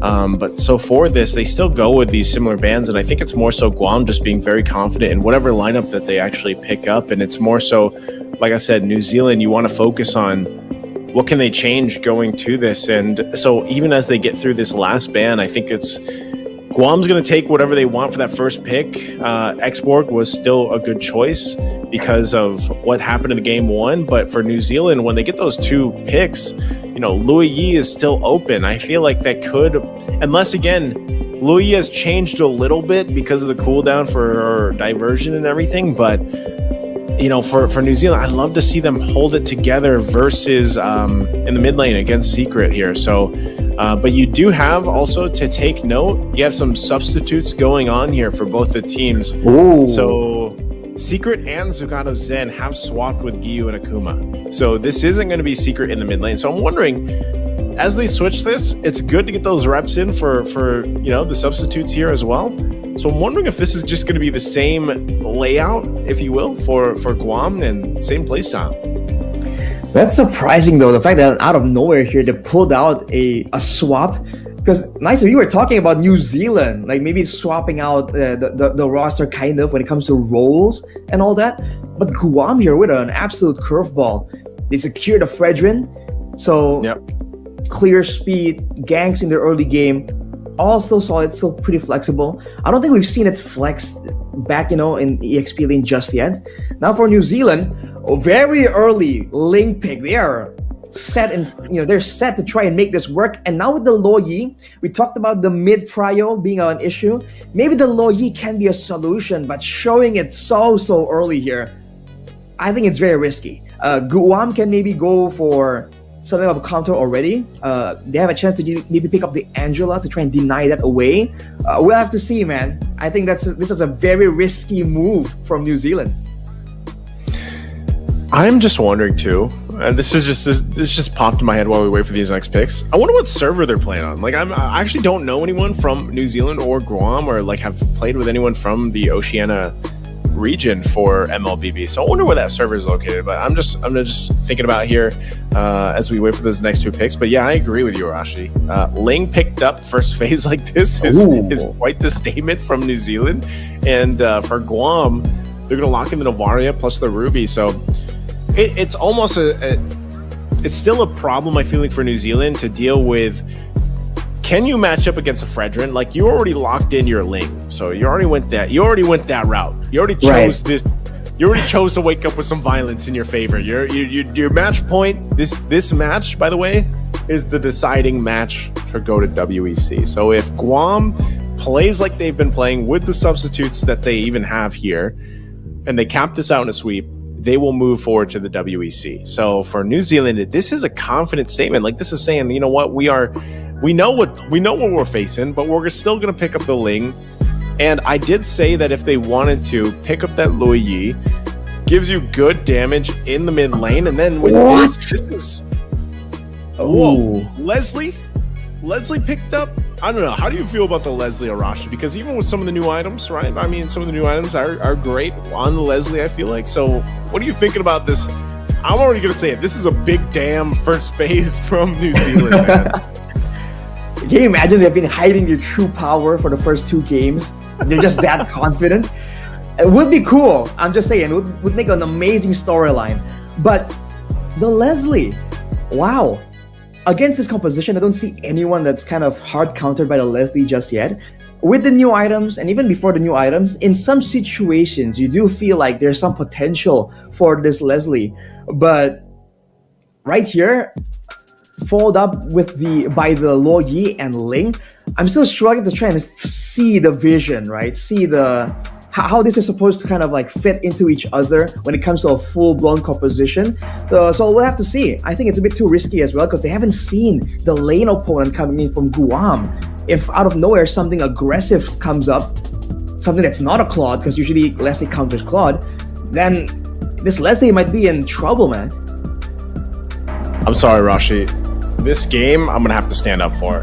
So give me a second here. I'm gonna stand up because we have this very interesting lineup, and I don't know. My desk is raising right now, dude. I mean, exactly. I'm living in the future, bro. I'm living in the future, right? So I gotta stand up for this one because this is Leslie and a Ling, and then a Lo Yi. And what else could they actually round this draft out with? I mean, they banned out the chip. Yuzhong looks like it's still open. I feel like if New Zealand grabs the Yuzhong... Oh, no, sorry. Yuzhong's banned out. Yuzhong Charizla's banned out. So XP lane... What is the XP lane for New Zealand? Like, what works for this lineup here that's so damage-centric? And, like, this looks like they want to end in 10 minutes, Arashi. But they haven't gone there yet. Like, they haven't been able to do that yet. So, like, this kind of lineup, like I said, you're throwing all your eggs in that basket of let's end the game early. But then I guess you could also say, like, hey... Leslie's locked in. We know she scales up pretty scary. Like, it's kind of scary the way she scales up later in the game. I'm not sure if her build has changed too much because of the way that her true damage and everything works. So let's see. Now that we're through that Minotaur is banned out. Good last ban from Guam though here. So they're banning away. Guam is banning away just crowd control tools, possibly protection, right, for the backline, especially with the Lo Yi and Leslie. I guess there's some crowd control built in through the passive of the Loyi and the knockback from the Leslie, but overall, they're not very independent backliners. They can just survive a dive from a fighter or an assassin. So taking the Minotaur away is a great option. I wonder if New Zealand will default back to something like a Florin, right? Because with them being so squishy here, they can either go for a more sustain, which is a bit more risky, or they can get some more frontliners. And specifically, if they can get a frontliner with sustain like a Uranus, in a way, it kind of fits in and works with their composition. But they went for a Kaja here, so the idea is to grab someone, delete him, and this is the Logi Kaja combo. But especially in the early game, I am concerned about how well can New Zealand actually seal the deal, right? Usually Divine Judgment is paired with a carry or something. They need burst damage to ensure that whoever gets pulled with the Divine Judgment does get secured. But right now, they have scaling heroes and not a lot of bursts. So I'm concerned if they can actually do so, especially if right now Guam picks up something beefy, something they can take a lot of damage. There's a chance that the whole game plan for New Zealand here can get thrown into disarray. Oof. Good points here, and I like the fact that they have the Kaja, but okay. Clint locked in, and then the Matilda. So this is a whole lot more that they have to deal with. So New Zealand, like I said, this is an interesting lineup, what they decided to go with, but this is a very well thought and put together lineup from Guam, whereas again, your bases are covered from the beginning until the end. You have good physical damage, you have great magical damage that scales up in the Novaria later on.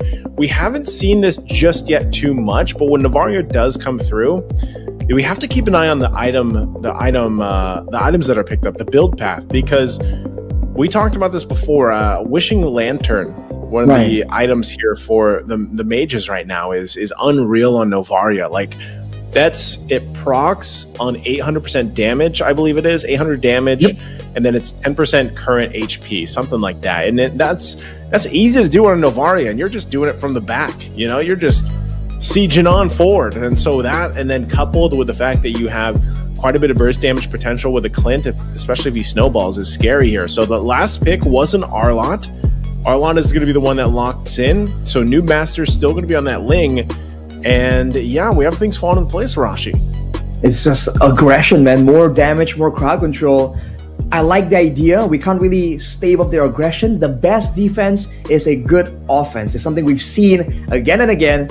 New Zealand are going to try and put that into practice at what is possibly match point for, what is possibly the final game here for this match. So it's a bold move. Like I said, I like the risk taking that we are seeing right here. But I must say, I'm quite concerned for their well-being in the Land of Dawn here. I think Guam's composition is a lot more well-rounded, and at least in the current meta, that has been the winning pattern. If New Zealand can pull it off, I'll be happily corrected by them. Well, we're going to find out here as we jump into possibly the last game. It's match point for Guam, unless New Zealand can do something with this new iteration of this lineup, this new lineup composition that they have, especially in the damage department, to take us to another game in this best of 5. The team that wins this will move on to Riyadh later this year for the WEC, and it comes down to possibly this game, New Zealand. I will say too, I like the combination still that they went with here, Arashi. I'll paint this picture every single time I see it, and that's the war cry with a focusing mark.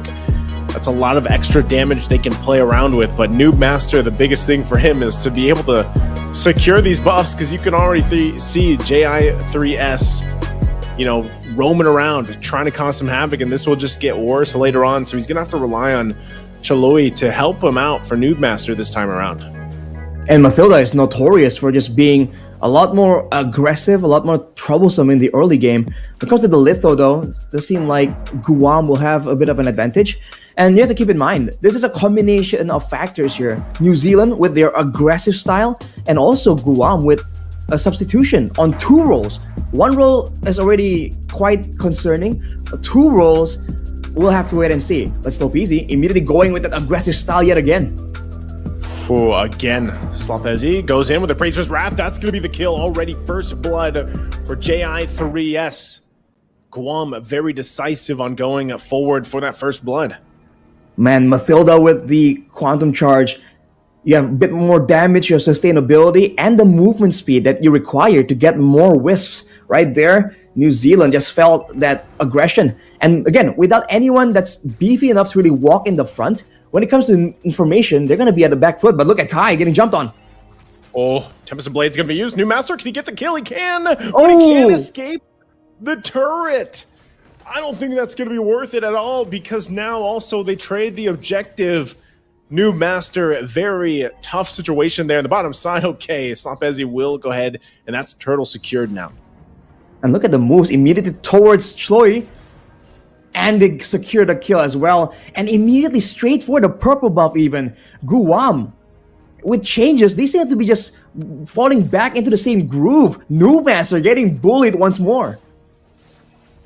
Yeah, that was tough, you know, because it looked like that should have been an easy kill to grab, but unfortunately for New Zealand, it wasn't. Ooh. And already, it looks like Touch My Bun will go down on the bottom side. Look at that. Multiple members from Guam down there, utilizing again this Circling Eagle, I'm sure, from JI3S and the Guiding Wind, but now that comes up. Here's the replay, though. Is this, yeah, looks like we're going to see it here. Touch My Bun. 3 members down there come in and get the kill for Kai. That looks painful, man. Touch My Bun definitely got his buns ruffled there.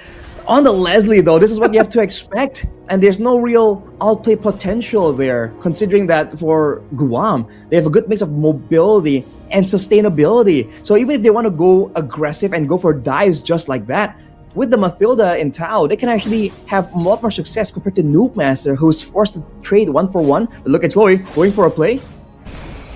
Going for a play, gets the Divine Judgment. There's the Circling Eagle, but look at the damage already. Chloe goes down, and now New Master can't pick up the kill on Kai that he was looking for. Ultimate Strike going to be used, but now the return, and New Master will go down once again on top of Touch My Bun as he falls again. They can't pick up the kill. Fat Penguin, though, stuck under the turret, should be just fine, but man, Guam, the fighting potential this team has with this lineup is very apparent, and some of these early team fights already happening. And here we go, Arashi, just like before, Guam will continue to fight and take these resources away from Noob Master, and we know how much this affects these Lings when they don't have that purple buff. Definitely a tough situation to be in. We'll have to see what's the idea, though, because we saw a bit of the vision, right? The Divine Judgment into the true damage of the Leslie. It was looking quite good, but there just isn't enough damage just yet. If this was like a late game situation, then maybe whoever was pulled can get taken out. But now, it's not about that. It's about whether or not they can survive long enough to even reach that point. With the goal difference extending to 4K, look at Guam already looking for the next target. Oh, yeah, they're going to go bottom side once again. Kai joins the fight. Look at all the damage being pumped out here as it's a double for Kai. Every single time Guam just comes down to the bottom, Kai profits. Kai and Akuma coming in right here, just wreaking havoc. You have to wonder what's the details behind the decision, but man, Guam just plays unfazed completely, going at it. Yeah, so they're going to have to go ahead.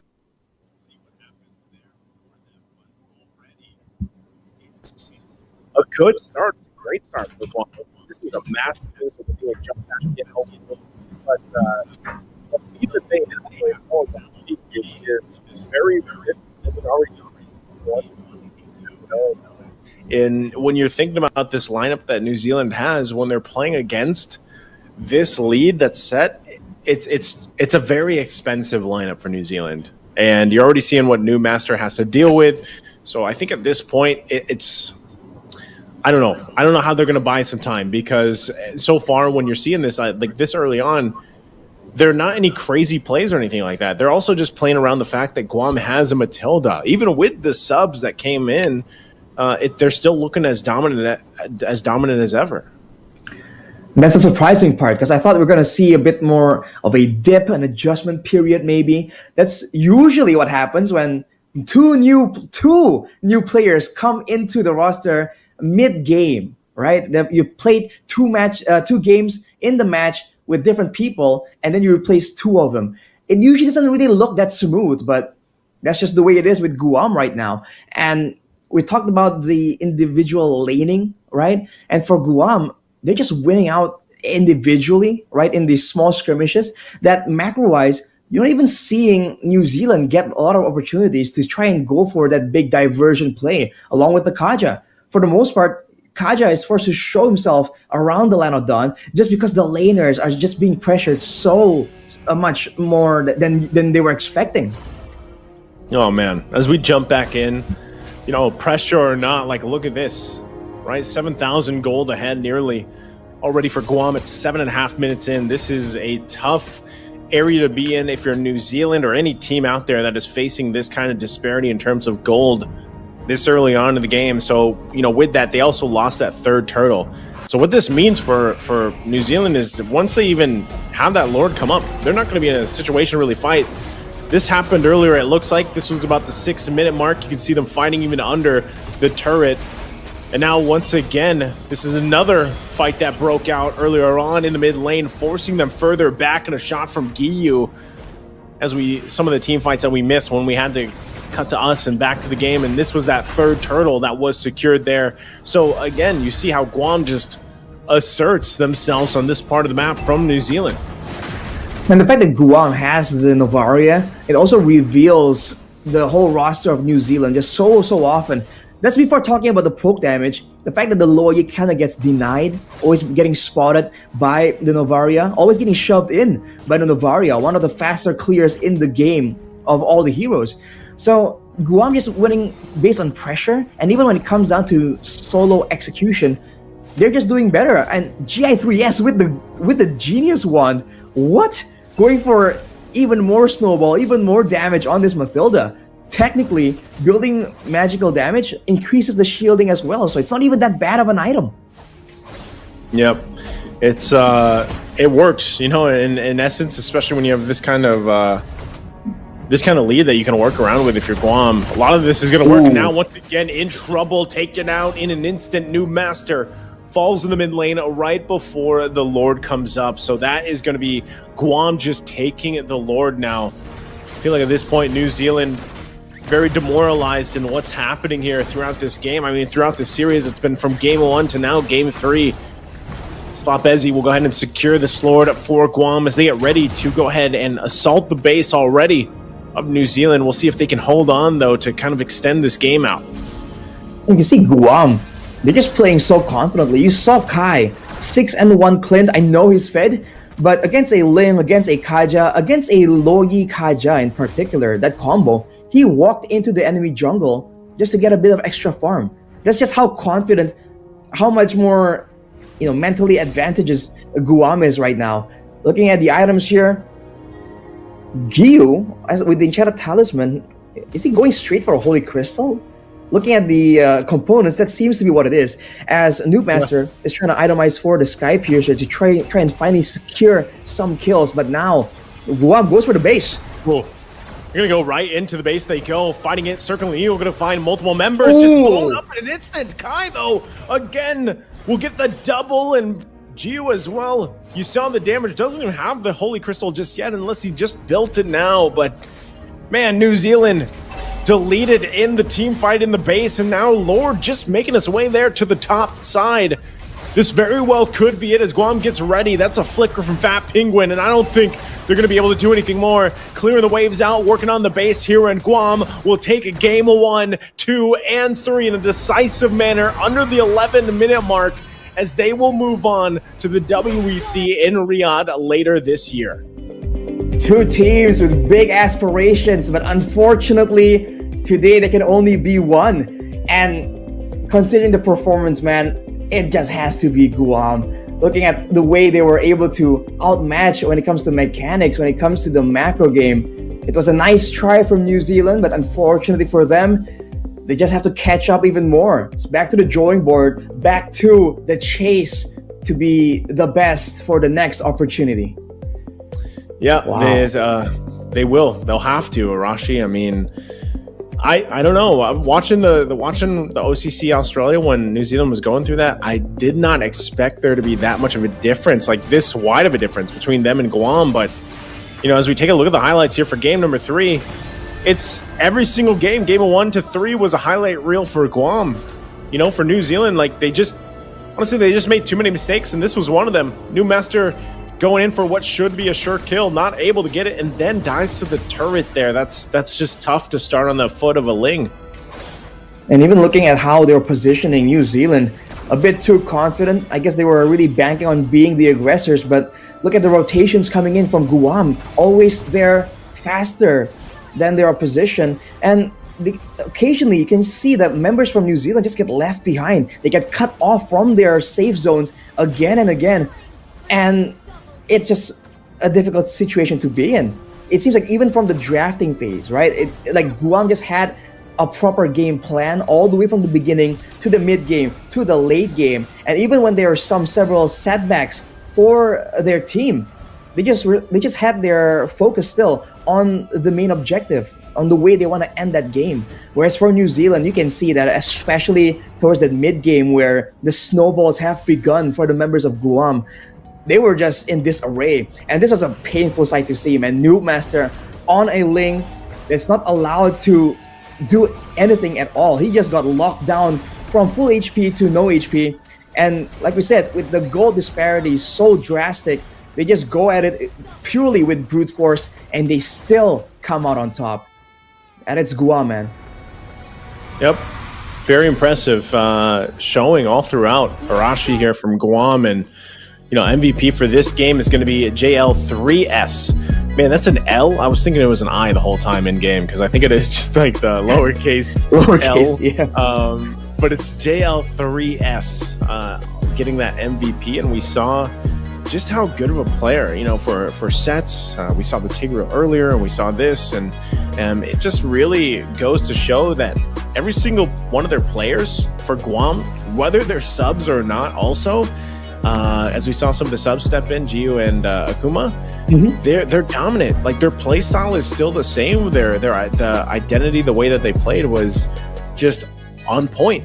And I want to see them move forward. Well, they are moving forward to the WC. I want to see them compete against these other countries now, because I just feel like they have a very good synergistic approach to the game and the compositions that they played here for this series. We definitely want to see more from them, to see them go up against stronger teams, because that's when they can showcase even more of their skills, right? The stronger their opponents are, the more they're forced to dig in and show more of their cards. But yeah, JL3S. It's so funny. His name is like 3 L's, when it's 3 dubs for his team, especially for this match. But yeah, he went for the genius one, man. Usually you see the enchanted talisman for more shielding, more safety, but safety wasn't a concern. He just wants all that damage, and usually you want to do that with your main damage dealer being magical, but they had a Clint, they had the Fredrin, and even then he just went for the genius one just to show that dominations, man. It's when you have that kind of lead, Arashi, you can kind of get away with stuff like that and go for more damage. Like you mentioned too, you saw Gio even going for the Holy Crystal. I think it was a second item that Gio was going for. Yes. And, at that point they already had a ton of damage. But again, Guam is your winner for the Oceania qualifier at this point. Congrats. In the Asian Championship. So congratulations to them. They will lock in their slot to the WEC, because like we mentioned to you guys viewing and watching right now, this was a best of 5 between these two teams, because there's only 2 teams for the Oceania portion of the Asia Championship, and the winner of this best of 5 moves on to the WEC later this year in Riyadh for the championships. And Guam did it in a very dominant fashion here from all games 1 to 3. I think a lot of teams will definitely have Guam in the back of their minds, as a team that can pose a threat. By all means, some people can argue that they haven't really been proven yet. They haven't been put through the trial of going up against the stronger regions of Mobile Legends. But it's a great start. And I think they're showing again, of course, aside from the dominant performance that was secured by snowballing, you're seeing synergy. You're seeing vision when they're drafting, right? The way each hero kind of falls into place to try and shape up a proper game plan that can be executed. And you're seeing flexibility, considering the fact that they were able to just make substitutes happen and still have a stable performance. I think all those factors, even before we see them go up against some real powerhouses, it's still definitely something to be reckoned with. I think when you look at their play style, it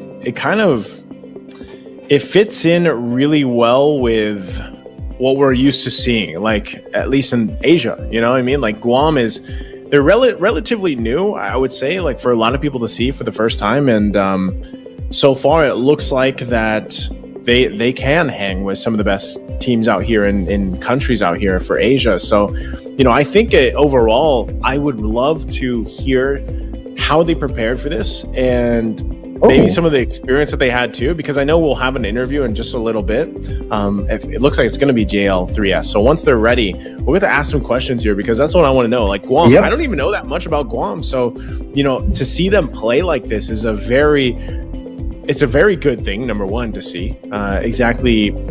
And because I was watching their selection for this and their casters literally said, we have a lot of good players. We had to decide who to put together for these teams and everything. So it's apparent, Arashi, that they are all really good. Even the subs, like I said, that we got to see in Game 3. So I can't wait to have that interview with them and ask them kind of the preparation they've had for this and what they'll be doing even to prepare for the WEC eventually. I mean, when you have an abundance of talent to choose from, that's where you can get really the best of the best, right? That definitely is a factor. So, like you said, Naisu, if there's just so many of them just competing for the 5 slots, well, I guess 7, considering their subs, but considering all of them are just gunning for those spots, you can bet that the result is going to be a team that is passionate and a team that definitely has some skills to show off for it, to show that those decisions are not made randomly, right? There's definitely data to back it up. And I think I'm also curious to see if they actually kind of theory craft their own meta, their own style, or do they actually do take inspiration from some of the other regions, right? Because that's usually the generic approach we see from a lot of teams, especially the new regions. But maybe with Guam, it's just a whole different beast. Yeah, and so, while we wait for that interview, I'm looking at some of the placements now falling into place. Because remember, we always have games going on simultaneously. That's something we want to make sure that the viewers understand, because some people I see in the chat ask this, like, where are certain games happening? Some of them are offline. Not all games are streamed because there's just so many games going on, guys. And so I was looking at the standings, and it looks like one of the next teams that I think they qualified for one of the spots here is Nepal, and they're sitting undefeated. So I'm looking at this real quick to see how else things are kind of falling into place here, because for Guam, that should be, like I said, the team for Oceania, and then I think Nepal is one of the slots there. So, as we get through this all happens like relatively quickly too. Like these group games and everything are happen very fast, and then we move on to playoffs, I think, starting tomorrow. So I think JL3S is ready. Arashi, let's go ahead and call him up here for the interview. All right, JL3S. Hello. Hello. Hi. Great to be here. Can you hear us okay? Yes, I can. Awesome. All right, man. Go ahead. So first of all, how do you pronounce your name? That is something that I think we really want to find out. So it's not JL3S, it is JBS. And since doesn't allow only characters, I had to split the B to something to fit it, Smart. Got you. Cool. So it's JBS. All right. Yes. Well, man, tell us a bit more about your region, because Naisu was saying that there's a ton of good players, and it was very difficult for them to really select the 5. Are you familiar with what happened there, like the competition you were up against?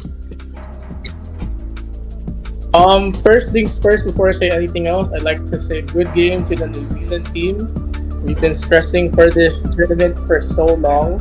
And you guys put up a really good fight. It was really fun. We were shaking before the first game. Before everything else, we we had our own tournament here on Guam between our own personal teams. We're made up of kind of different teams, but we found who was available and who could play and make time for the tourney to represent Guam. Like, I have some of them right here behind me. Like, we're at the studio right now. Say what's up, guys. Was that the qualifier, by the way, that was streamed? Is that what you're referencing? Was this the Guam qualifiers? Yes. Okay, yes, got it you. was the Because Guam qualifier.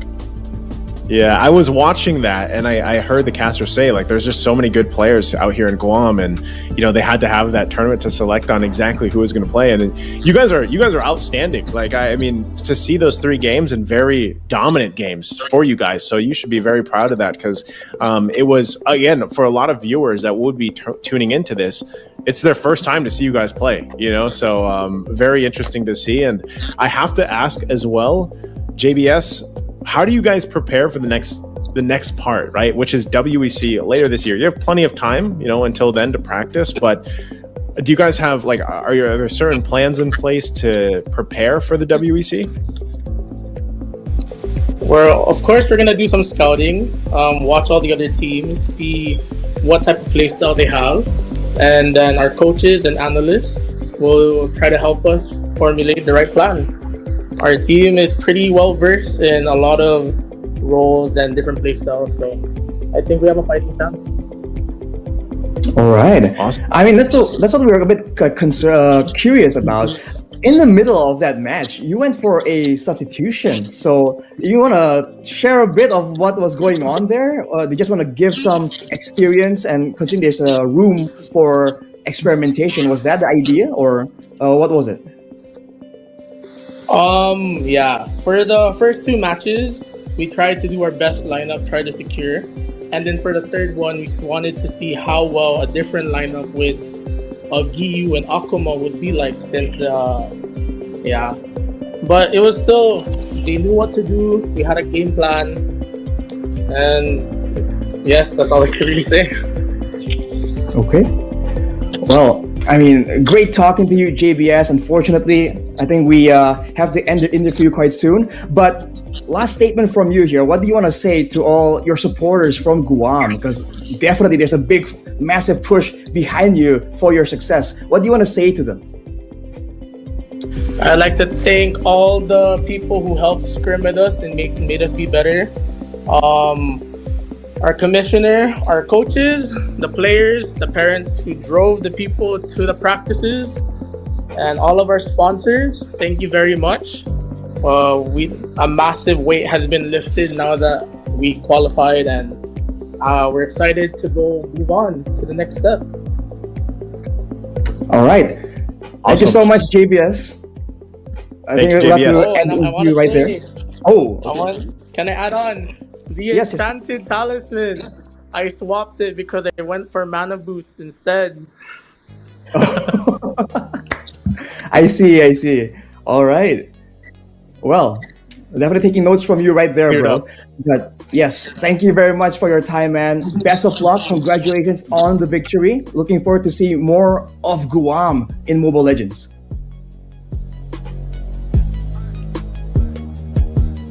There we go. All right. It seems like it seems pretty fun. The whole atmosphere over there seems kind of brotherhood focused. It's like what the Indonesians would say. Yeah, it's I would say that just here, I wanted to ask more questions. I know we have to, some of the interviews we don't have as much time because we have more games to go through today, but hopefully, when we get to see them out there in the WEC, forever who's all going out there to cast and everything, can get to know some more about these players, because I feel like there's always a ton of story to a lot of these players in these countries, these teams that a lot of people don't know so much about. I mean, are they students? Are they working? How do they balance their schedules between playing and everything? Because that was something that we always like to ask, even when we were doing the African qualifiers, was, how do these countries and these teams prepare for this? Because a lot of them are not as lucky as other parts of the world, like Philippines, Indonesia, maybe Malaysia, where, they get to just dedicate their entire day and week to MLBB practice, you know? So these guys are also balancing life and everything else that they have to deal with throughout their preparations.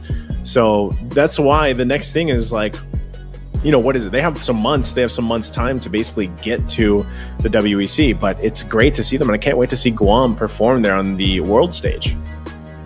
I mean, even earlier, he was thanking the parents for just driving out their children to go to the practice areas. So there's definitely more effort required for them to even get what we kind of take for granted here in the bigger regions for sure. So I do agree, Naisu. A lot of stories to be uncovered for sure.